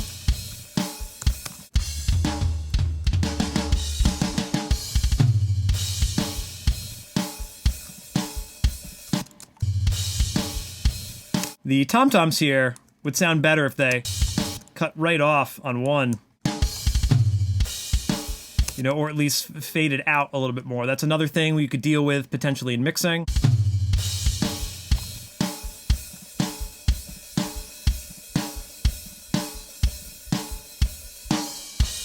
Great.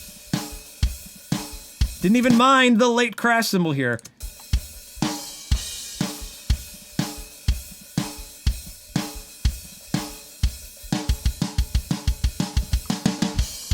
You can hear how these snares are a little bit, you know, less impactful as well if you wanted to layer the samples. Yeah, that's pretty cool, right? You could bring them down in velocity a little.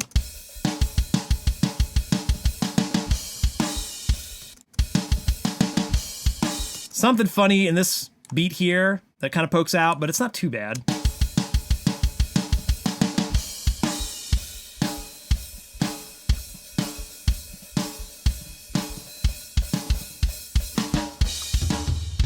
And this was definitely a weird fill, right? Let's hear that with the band. I'm gonna guess, if we bring this early, kind of cool, right? There's a little hesitation here, the sound. So, you know what? Let's actually use this snare, which we didn't do for the other examples, but we could. Let's actually use that as the sample there. Put our group back on, time compression expansion tool, drag it over the next clip, paint it back, group off, smart tool, mute.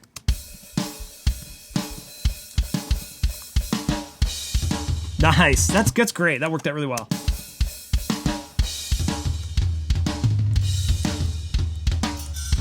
Whoop. That's funny there.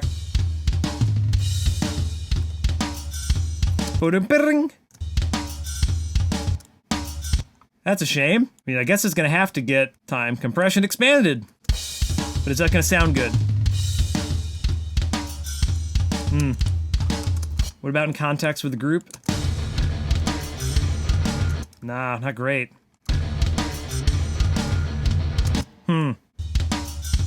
It already kind of sounds like we might have shifted something out of, time or phase or something. Maybe not. Okay, so in this instance, let's again be generous with like the non-timing of things. Not ideal that you would leave it out of time, right? But so if you knew this one beat was out of time, right? You make a marker and be like, early or something. Because otherwise, that's a really funny edit,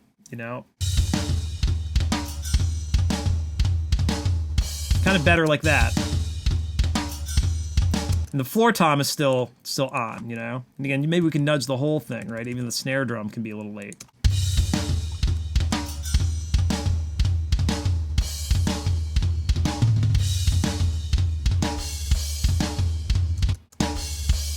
Same thing here, the crash cymbal loses a little bit of fidelity, but we could time compress expand. See if that works.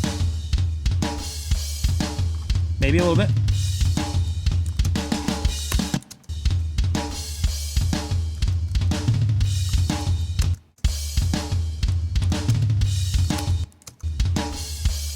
Don't want it to fade out, I want them to fade into each other. Yeah.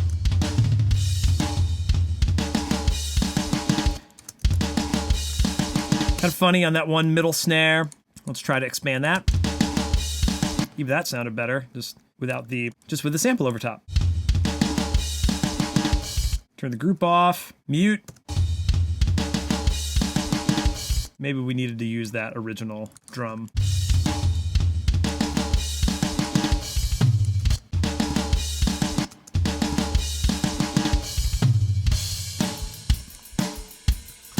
Can it fade into the... See, I'm just experimenting now. Can it fade into the time compress expanded?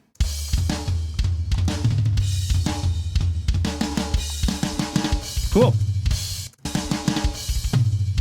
And this seems wrong. Da-da-da-boom. Yeah, da-da-da-boom.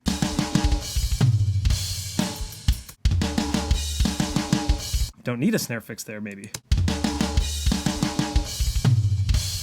Yeah, I think the crash is supposed to be on 1. That would be my guess. Crash on 1 there. How do we resolve this one? Well, I think we do need the sample there, and we do need to time compress expand, because that's getting bulldozed over. Paint this back a little. I think we just have to accept that late crash, although I won't accept this one, because this one I think we'll fix a little bit easier. Let's fix this one. Let's hear it with the band. Ah, that's no good. That's gonna ruin it, right? That's the kind of detail thing that, why didn't you fix that? And maybe we can take this crashing here and then just even synthesize that kick fill again, that kind of triplet kick fill. All right, does that work? It doesn't work with the tom-toms. Let's delete those. See, here we're in the dark territory of really doing some funky stuff here, right?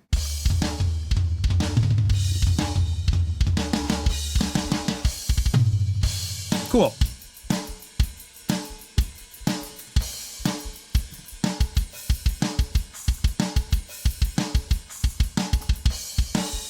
Bring these down a little bit in their velocity again.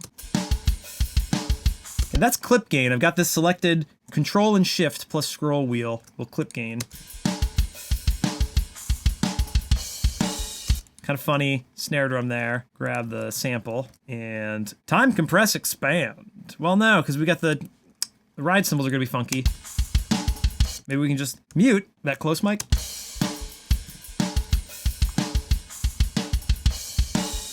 Definitely misses some of the vibe. Can we just put it right on the track? Maybe not.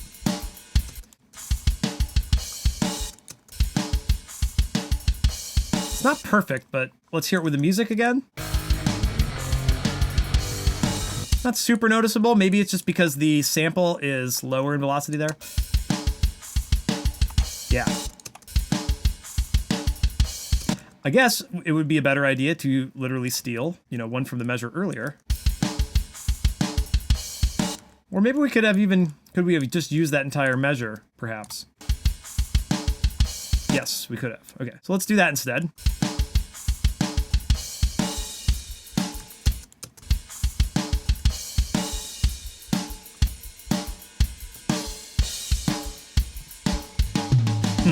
Funny. Not sure what that kick was supposed to be, but let's take that out because I didn't like how it sounded.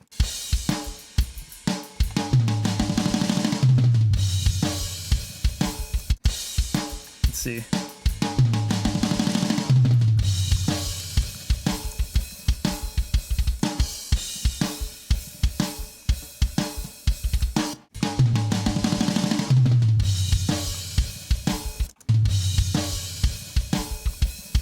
Kind of weak snare here. Let's pull up our handy dandy sample.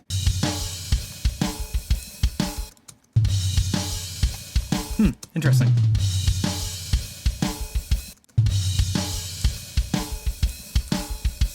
Just trying out different, you know, of course you don't have to use the same sample over and over. Which one works?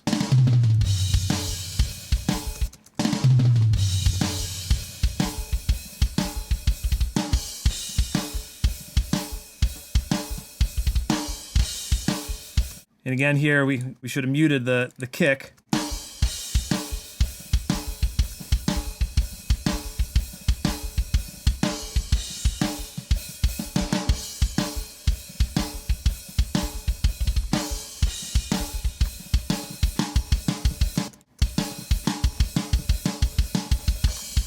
Again, let's pull these down, a couple dB.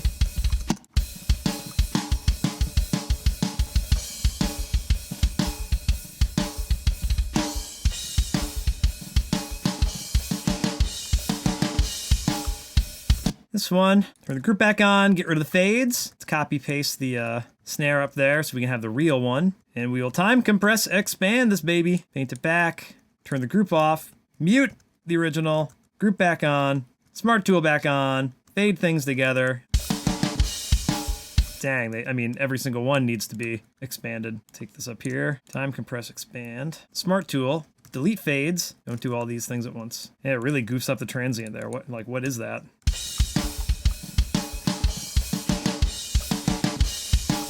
I don't like how that sounds. Another tricky spot. How do we find a way around it? Regular sample? Perhaps? Cool. I like that. It's kind of cool.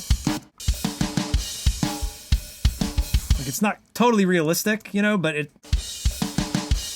rocked.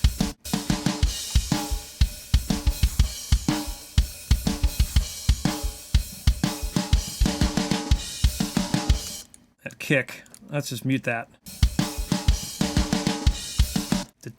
We didn't even quantize this for whatever reason. Us make a mistake in the editing here? No, could not be us.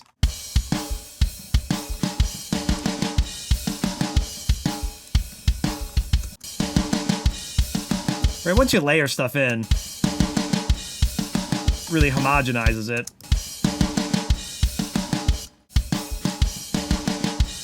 It's not too bad.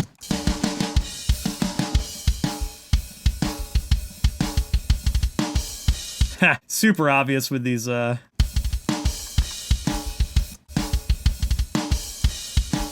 Cool. Yeah, not a big fan of that one early kick. It's just not, it doesn't sound good. Same thing, it's a different groove.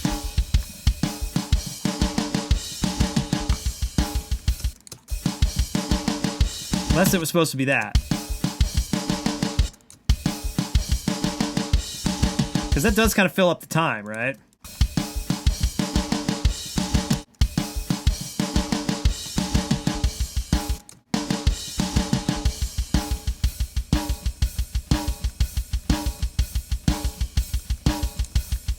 Do we add the sample here? Let's try with the sample. Ha!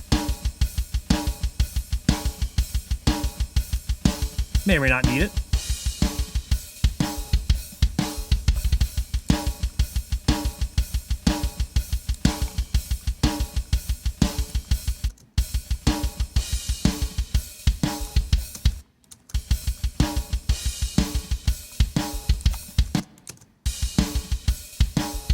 You can hear this last one, the hi-hat has a little jitter to it.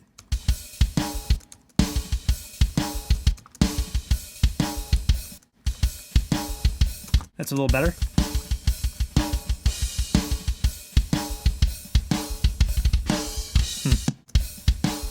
We got another kick we gotta mute.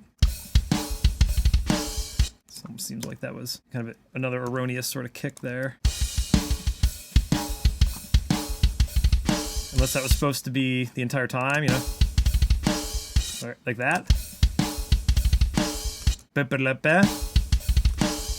And then in that case, you can make the hi-hat actually perform on beat. A little bit more on beat, I guess I would say.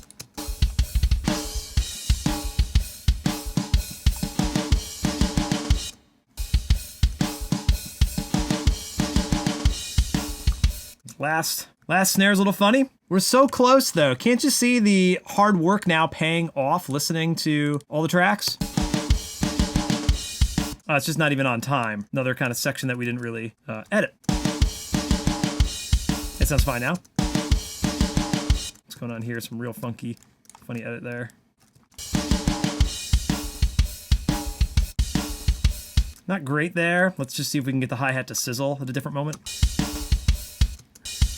Not good there.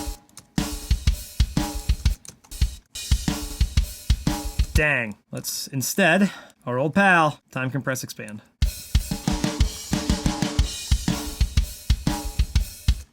Pull this forward, and then we can just sneak this snare in there, perhaps. Cool. Now again, whether or not the snares that we're copy pasting are on this Snare Fix track or actually on the snare track, I guess it doesn't really matter.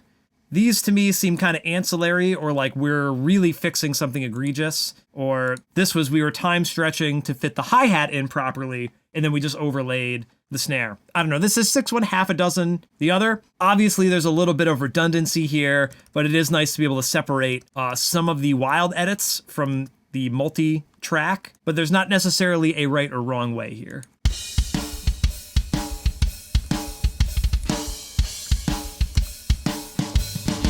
Oops, let's make sure those fades are good.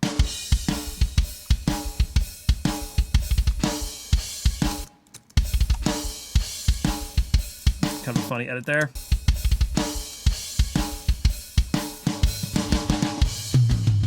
Again, some tracks that we didn't really time stretch, which is, I guess there's just so many drum hits, that's why you miss some.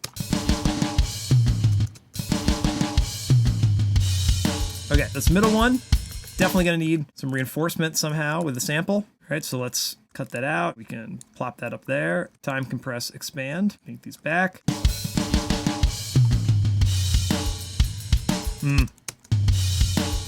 Another kind of brrr, stutter kind of moment here.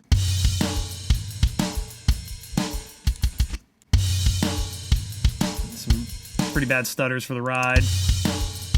Can we make the ride sound better? Pushing it around a little bit here. Edit, trim, clip, start to fill, fade.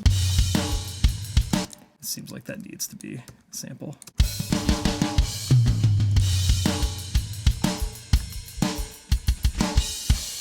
Cool. That part sounds fine. It's the part that comes right before it that doesn't sound good. I guess we would want to move some of these ride cymbals.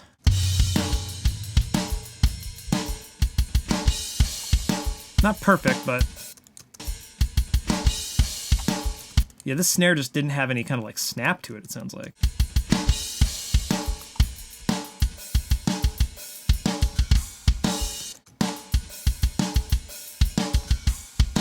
Cool.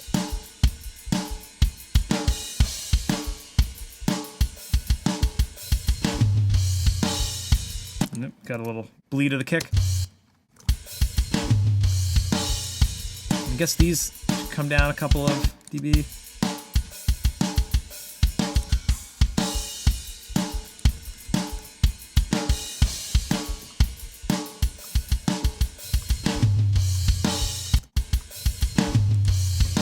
And should it be layered or should it be substituted, right? Different results.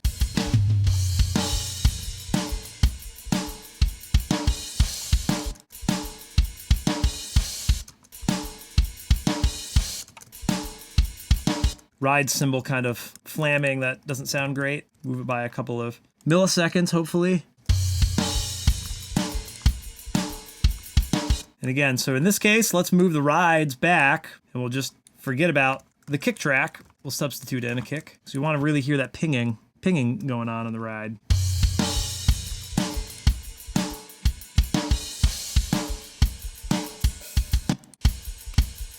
Same thing here, the ride pinging. I'd rather hear that.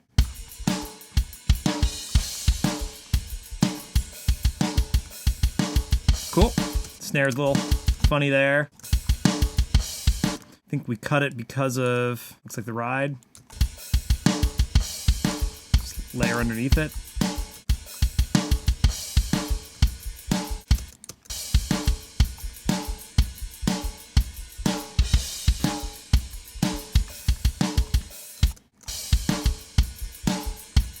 Is there supposed to be a kick there?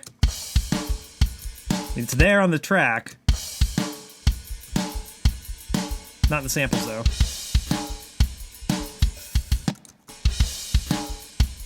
Another kind of funny flammy thing here.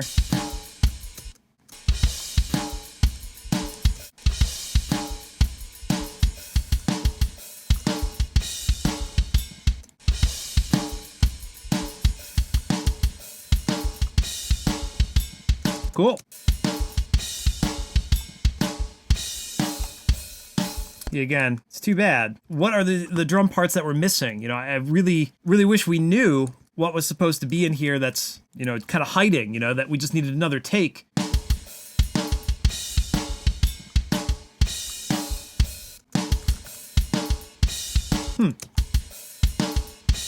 There we go.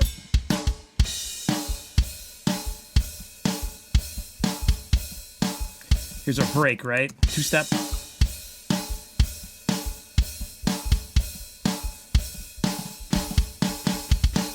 Cool. So we lose a little fidelity here. If we can copy paste the snare, I don't know, but let's try. Kind of sounds funny. So maybe we can save this original snare. Time, compress, expand. Pull it over. My stomach is growling. Could you hear that in the mic? It's embarrassing. Oh yeah, so we're at straight eighths again. And we can maybe mute that. Nice. Same thing. Time, compress, expand. Pull it over. Pull it back. Mute it. Oh, we should have saved it. We can still grab it though. Or use a sample. Perfect. And the hi-hat's a little weird. Yeah, hi-hat comes in late, sort of like the cymbals have been doing on and off. Pull this back, but then we'll mute the mute the kick.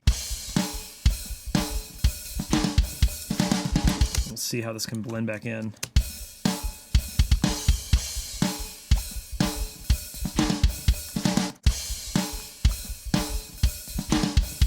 You might just be able to bring in this track.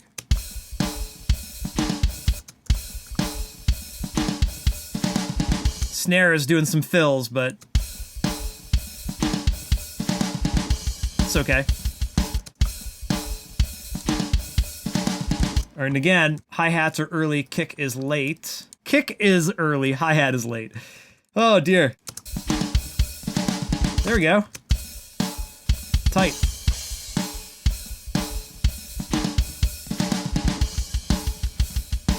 Cool.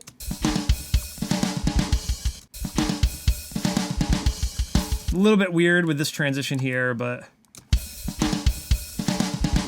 not bad. And then I think this kick should just be muted here. Yeah.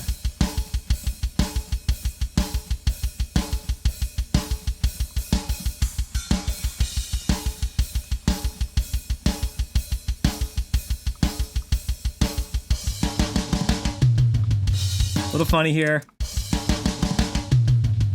Not bad though, it's cool. I mean, for a fill with the guitars. Okay, great. Almost to the end.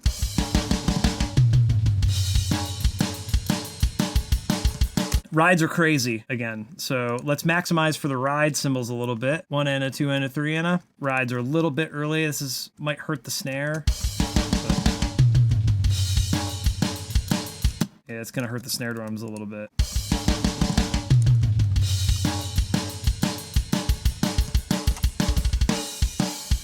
Let's take one more listen without cutting it. That one's definitely bad. Let's get rid of the flams at the beginning.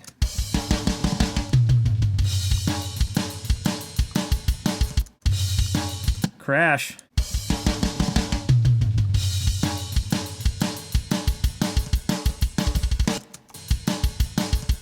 And these drum edits here, we got to clean up the tom-toms later.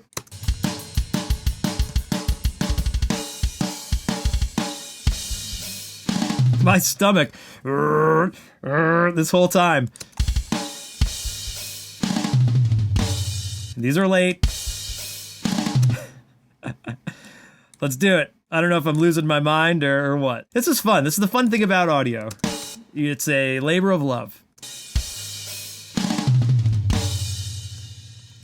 Okay, cool. So we did one listen to the rough edit all the way through with proofreading and some re-editing. We did another listen through of the trimmed clips with fades, plus some more proofreading edits on top of that. And now we should probably do one last layer of listening through to these edits before we commit to them. And then we can put those on a new playlist, back them up, or save as our session so we can get back to any weird edits if need be. But then we can consolidate and we're basically done. Aside from any other cleanup work we might want to do, like with those tom-toms or the mixing of layering in samples, right? And actually making the tracks come to life. But as far as editing the timing, we'll be good to go. So let's do another listen through here, make sure it still sounds good. And you know what? Let's put the band back in, but the band's been a little bit too loud. Maybe let's bring them down to like -9, but let's bring them in so it can be a little fun to listen to.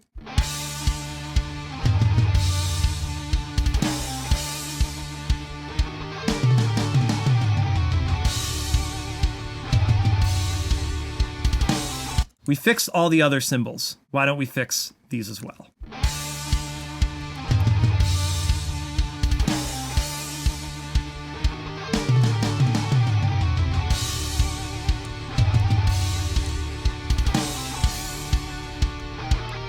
Take the velocity down here a little bit.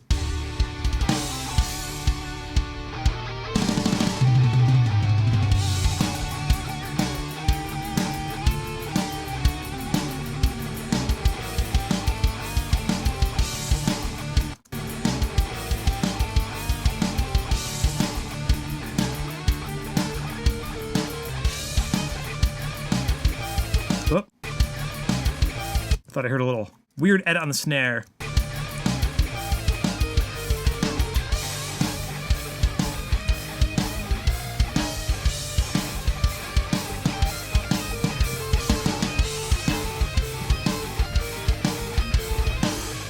You can tell the guitars in this part, we're gonna have to nudge the guitars. Editing bass and guitar though would be a lot easier. We could just pop those into Elastic Audio, stretch them around, and that would take much less time than the drums here.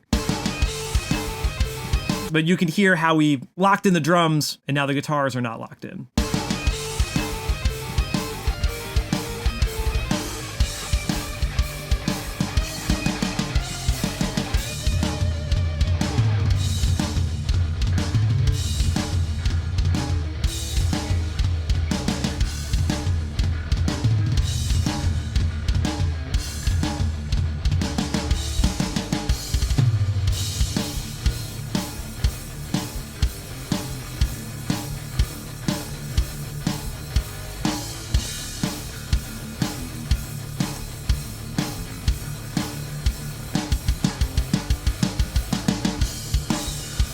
Pull down the velocity a little bit again.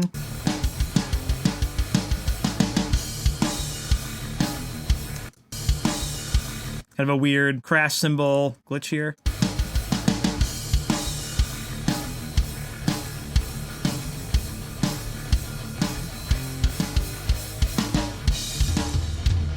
Sample on this snare would sound better.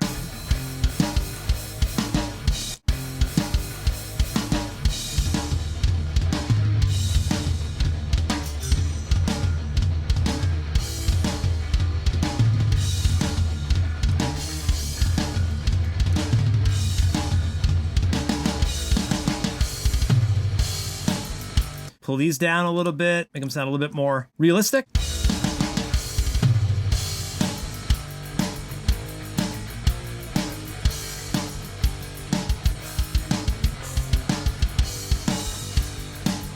Again, if the guitars are tightened with that, I think that's going to sound much more killer. It's not too bad. Except for this late crash cymbal.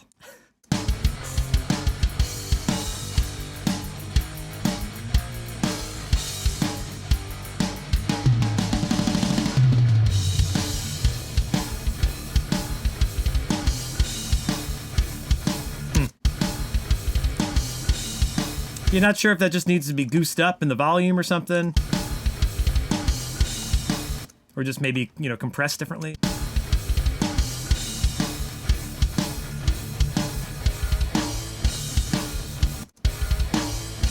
Same with this. Just not sure what beat they're supposed to be on. That one's kind of cooler. That's different than this one was, right? So that doesn't want to be there. That wants to be here.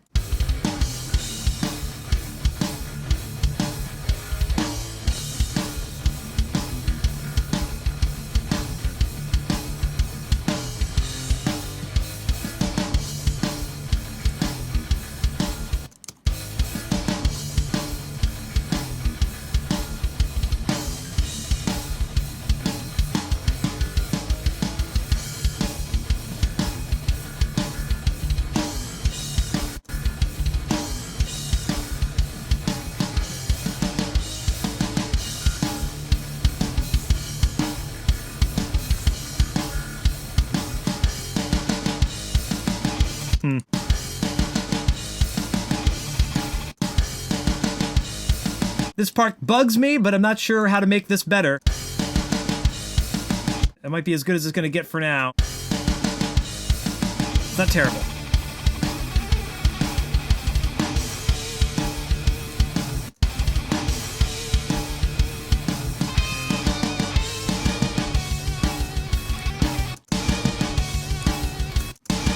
Another weird one. Miss the drum.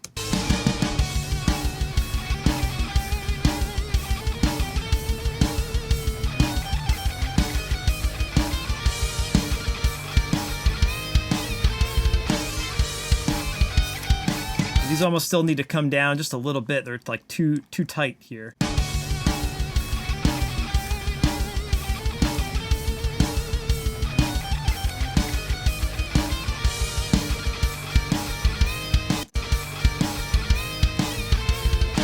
Just different than the real kick, right? The live. It's okay.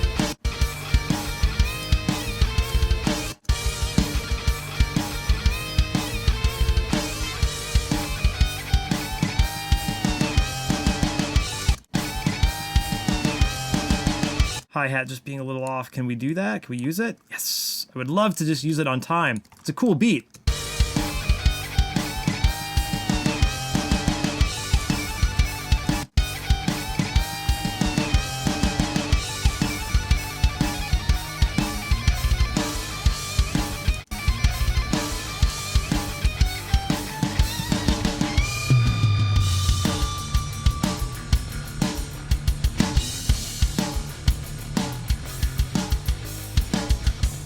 Almost like a missing kick here, but the cool beat.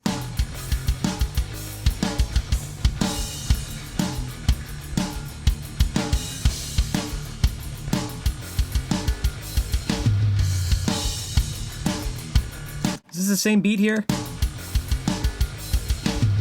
Yeah, there's like an extra kick. Yeah. It's cooler that way. Same thing there, just we'll fill it in.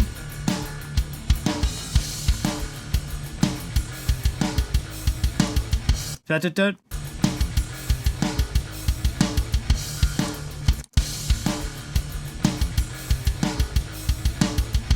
Snare drum just sounds weird.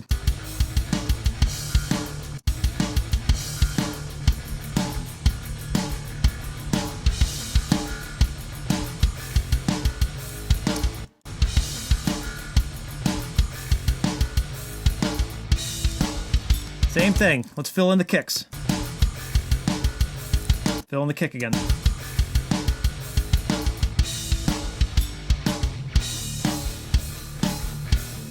Here we go.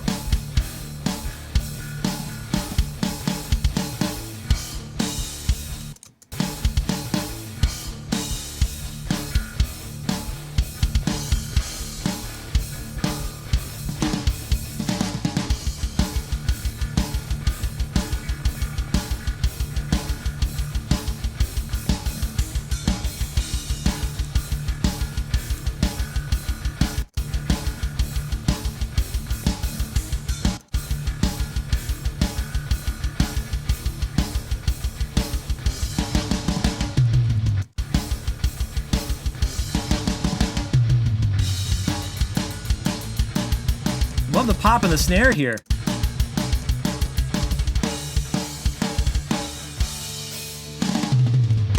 Woo! There you go. Okay, so next thing to do, in Pro Tools, you can just hit Shift, Option, and down arrow, and that will send things to a new playlist. Now we have the playlist we're on now, the original unedited playlist, and the edits that we just made. And now we will consolidate all of this to one single happy file. Right here from the end to the beginning, Shift, Option, 3, consolidate.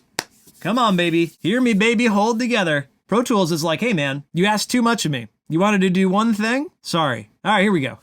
All right, now we're looking good. And I would certainly spend some time, you know, these tom-toms, right?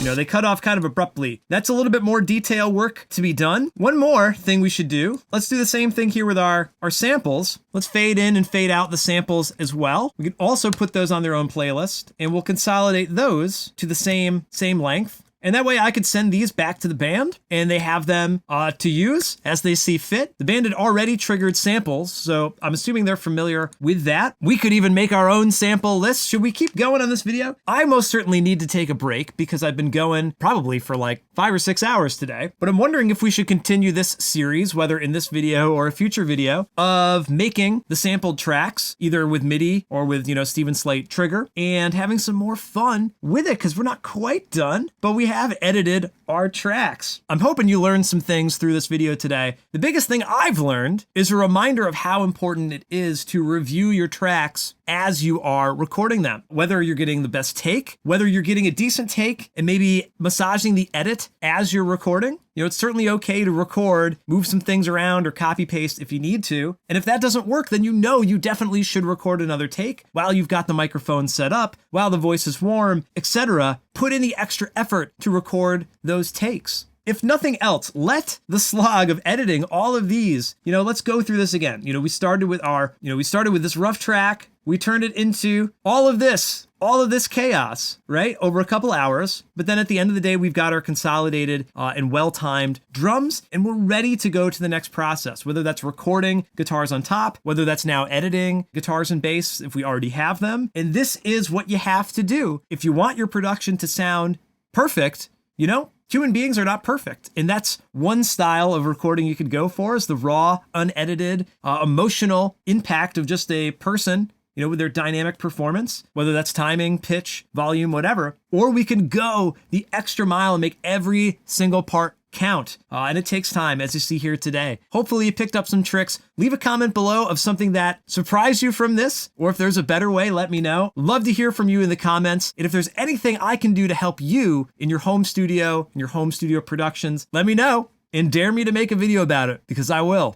No, you didn't accidentally invert the colors on your screen. I have changed my shirt. It's a brand new day. There's just so much to cover in this video. I needed another studio day to film it all. I think to really put a cap on this, there's a couple more things we need to do. Number one, we have to compare the non-edited drums with the edited drums. Is this really making a difference, all of this work? And two, the only way to really truly do that is to also have edited bass and guitar, maybe even the vocals. So I don't think that's gonna take too long, so I am gonna add that onto our to-do list today. And then number three, there were samples included in the original multi-tracks that Tommy from Razor Attack sent me. So I think at the very least, it would be fair to send over MIDI tracks that match our new kick and snare. Since we've changed the timing of all that, their old sample tracks are not going to work. So we'll make MIDI tracks from the kick and the snare, we'll trigger new samples from that, and then we'll be able to really show off how much we've improved the track. So let's get back to work.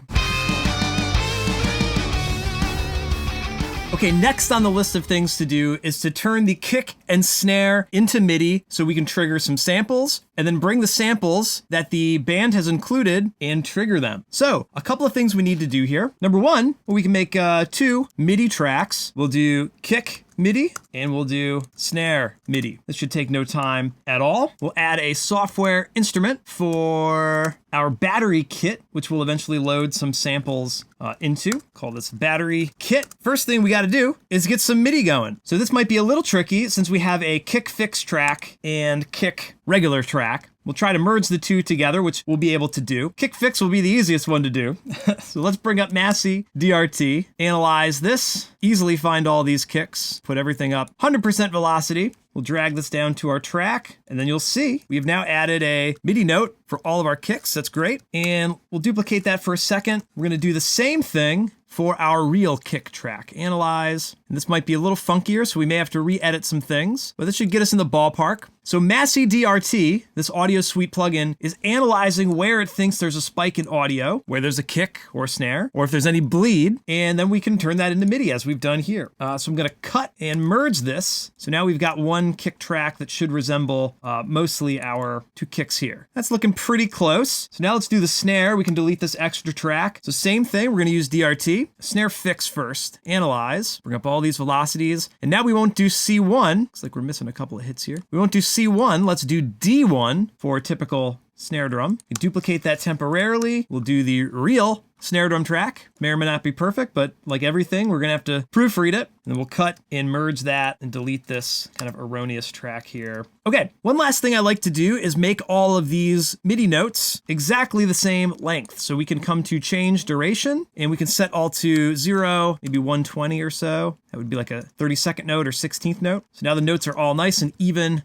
same length, easy to see on screen, right? Okay, so presumably we've got the MIDI and we're gonna double check it in a second, but now we've got to trigger some samples with it. We're gonna take the kick and snare MIDI tracks, we're gonna send them to our battery instrument, and then in battery, we need to load in some samples. So like I mentioned, the band already included samples. If we wanna take a listen here, we can. We've got a kick track.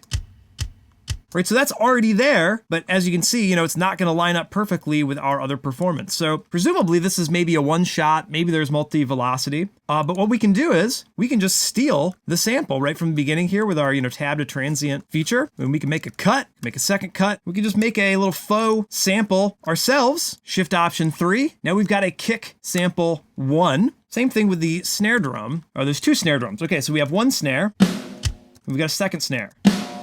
Now you'll notice I have a trim here because when I was goofing around just getting the feel for the track, the snare drums, if we zoom way in, are actually out of phase with each other. So I'm not sure if this is how the mix is set up in the version that Razor Attack has on their YouTube channel, but these two snares are out of phase with each other. So let's just loop this so you can get a feel for the difference here.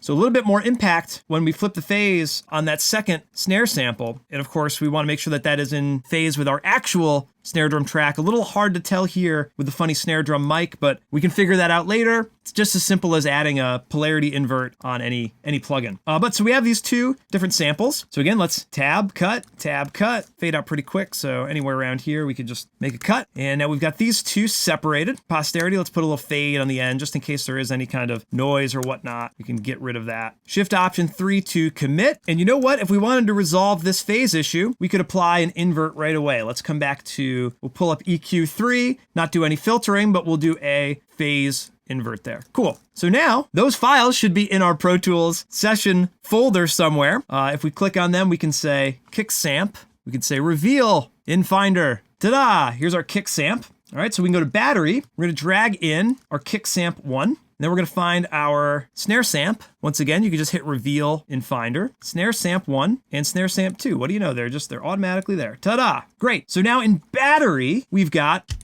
our kick sample, snare sample 1, snare sample 2. Ta-da! Now this is super simple. That's already set to C1. This is set to C sharp 1. We want to set this to D1 and D1. Okay. And then same thing here, D1, D1. Great. A little bit of flamming going on.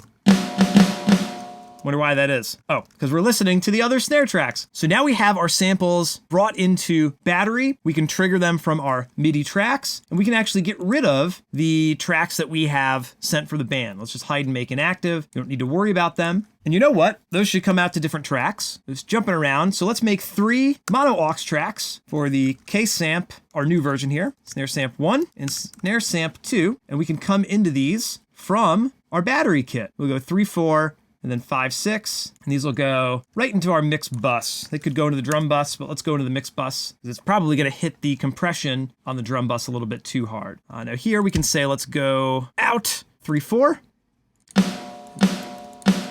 This will also be out 3, 4.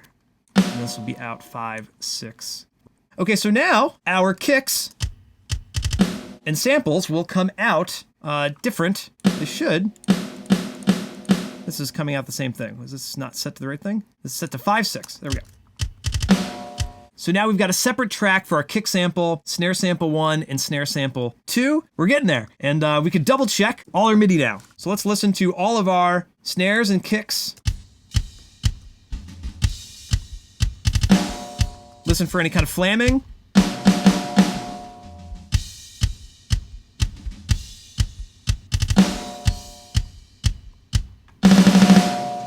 Come in here and double check. This is looking kind of good. Yeah, DRT. Look how stellar this is in DRT. These are all dead on.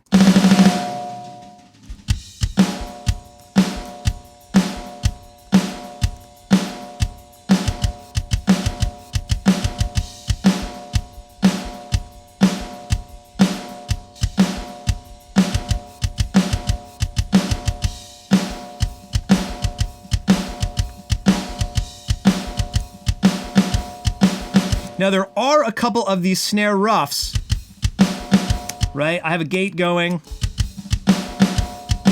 So there are some other beats from the snare drum that we are losing that aren't included in the sample. They're gonna maybe be picked up in the overhead a little bit on the snare track. That is something we would want to be careful about not totally losing from a gate.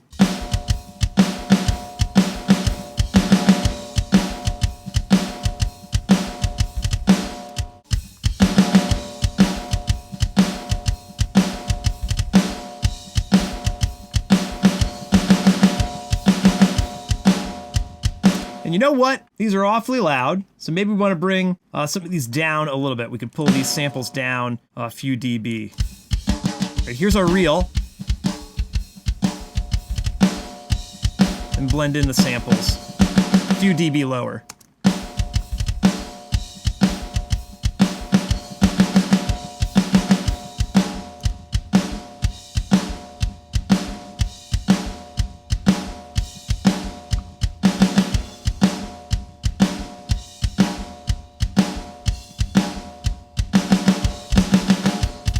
So a little funky part here. We left in our kick. That shouldn't be there. We need to delete that. We should put these right on beat, because I believe we changed that in other parts of the song. Maybe not this part, though. We can leave that for now. This part looks dead on.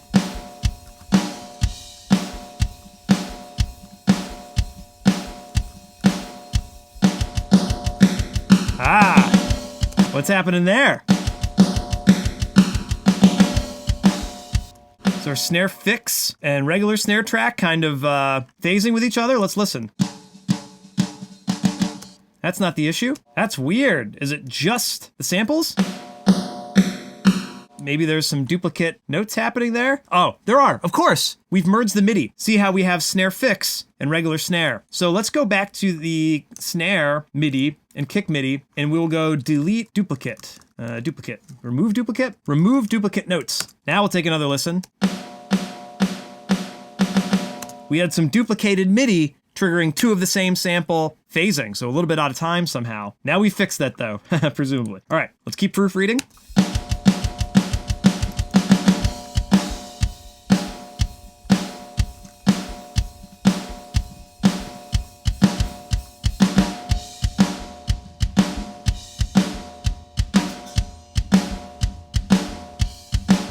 Funny early beat there.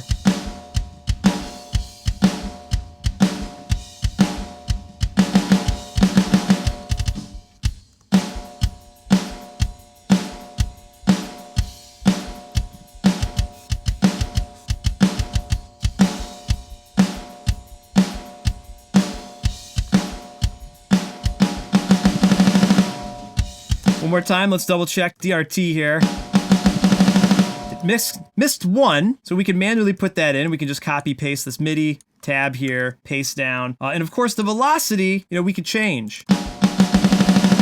These few notes here, not really the same velocity. Even this, probably not great to have at 127.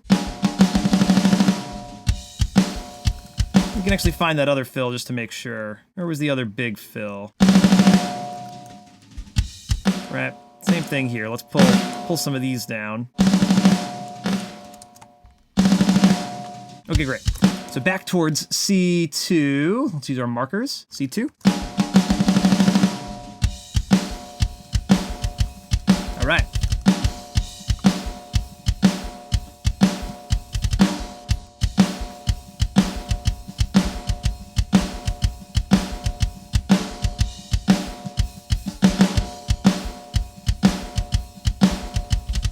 All right, so we missed a kick here. That's okay. Tab to transient. Whoop, and we'll merge it.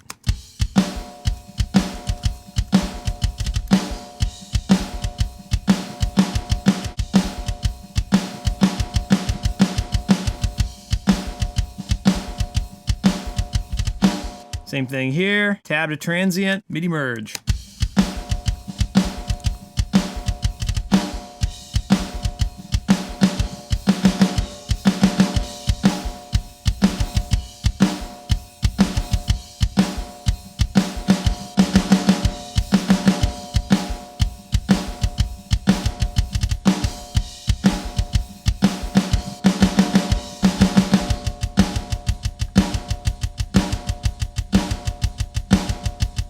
We've got two samples lining up. Funny.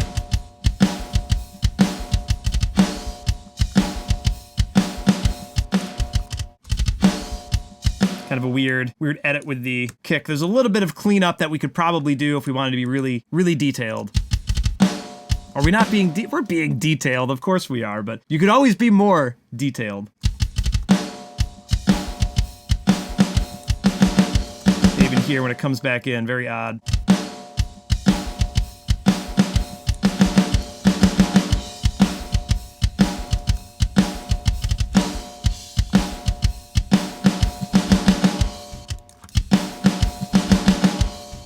So, funny snare hit again here. Can't really hear it in the mix, I suppose. If that's supposed to be a snare, you could, MIDI merge, you could put it in there. Seems like it might just be an accidental.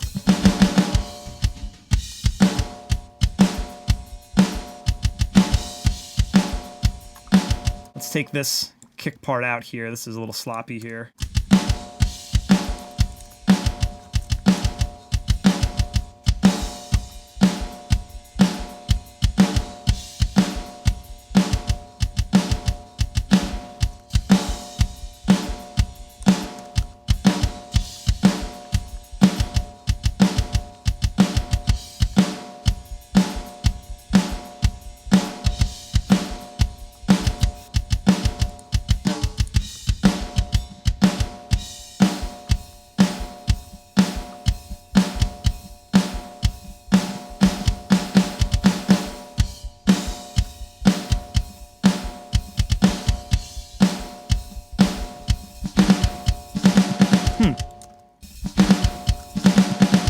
Same thing here. If you maybe wanted to use this kind of pickup note.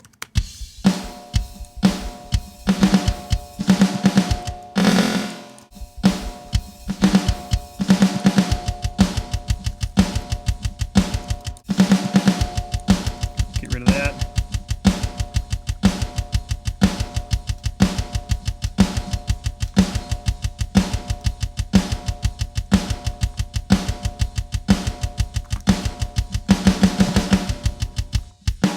Same thing, let's pull down some of these velocities just to make this a little bit more akin to the live performance here.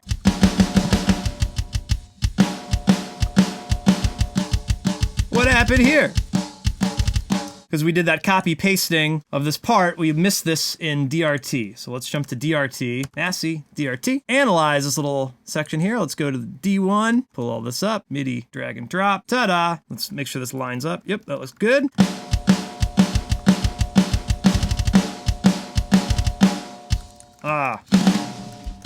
Missed a couple hits here. All right, you know what? Instead of 120, we could do 60. Make it a little bit easier to copy paste these. Tab, let's go down. Tab, go down. Chorus pull down just a little bit. Okay, so great. Now we've got MIDI for the kick and the snare. We obviously didn't do anything for the tom-toms, but that's okay. If we pull this in for the whole mix, let's see how great this sounds with our everything edited together.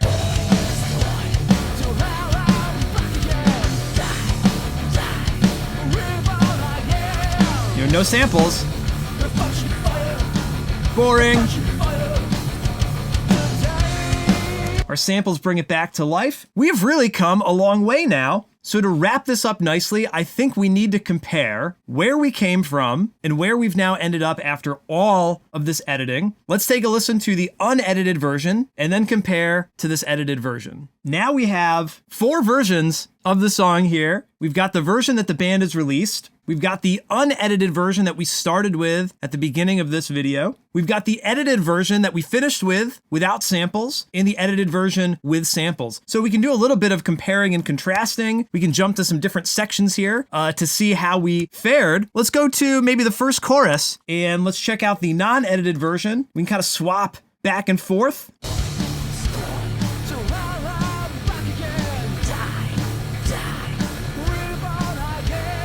And now the edited version.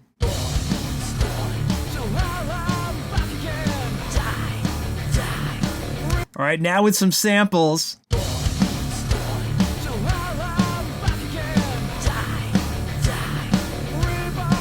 And obviously, there's a little bit of mixing, and I think just a tiny limiter on that mix bus doing just a little bit of work. Not a ton of work. Probably barely anything here. But there is a limiter there, but you can clearly see the snare drums and kick drums poking out of the mix here. It's a little bit more snappy, right?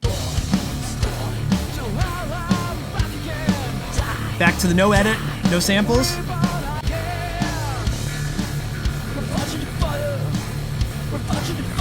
With the edit again. Edit and samples. All right, let's go to a really tricky part. Let's go to the double kick drum section here. Let's hear the unedited version.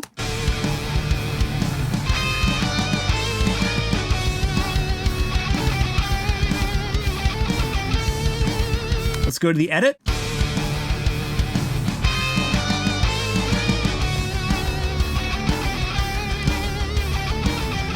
go to the edit and samples.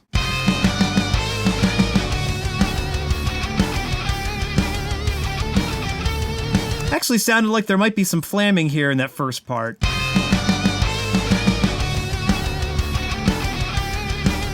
Might actually need to double check here some of those. You can hear the snare drums kind of brap, brap, brap.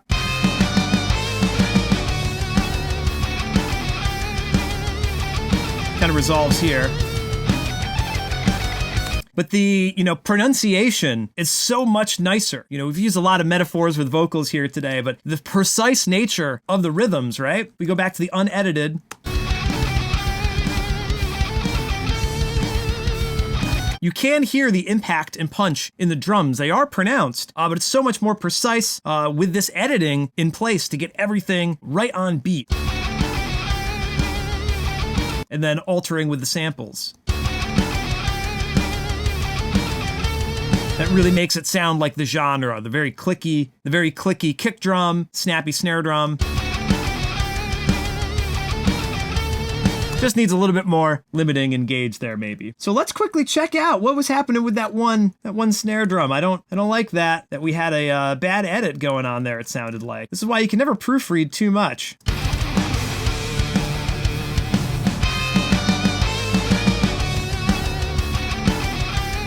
Let's double check these here. So we can zoom in, turn off our groups for a moment, and you can just make sure that the, samples are lining up with your snare drums, which it looks like they are here. So this one, definitely a little bit off here. We've got the Snare Fix a little bit later than the real snare, and the sample's a little early. It got a little confused there. That makes sense, since we had we had double merged some drums. So let's quantize that, or I guess we should match this real snare. Let's match this real snare drum track. It's gonna be a little bit easier, rather than having to re-edit every single drum, and then putting that on. So that'll fix that one beat. Let's see here, this one looks good. Go further, good.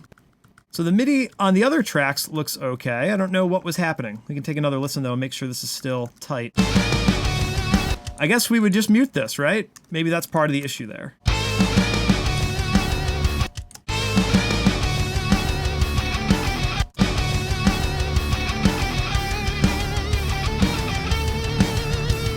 Might be because it's flamming just with the kick drum a little bit.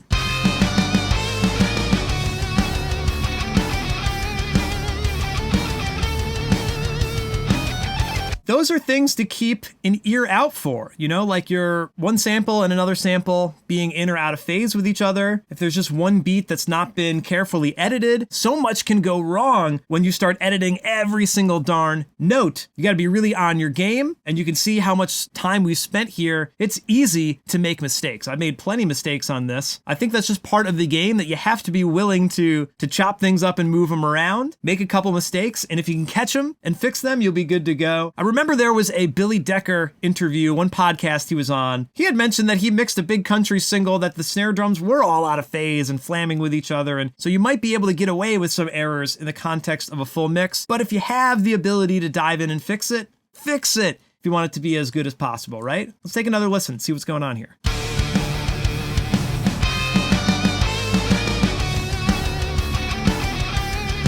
Like maybe we could simply just say, let's steal this here, tab and paste. Maybe that was the issue to begin with. It might be off with the overhead or something, That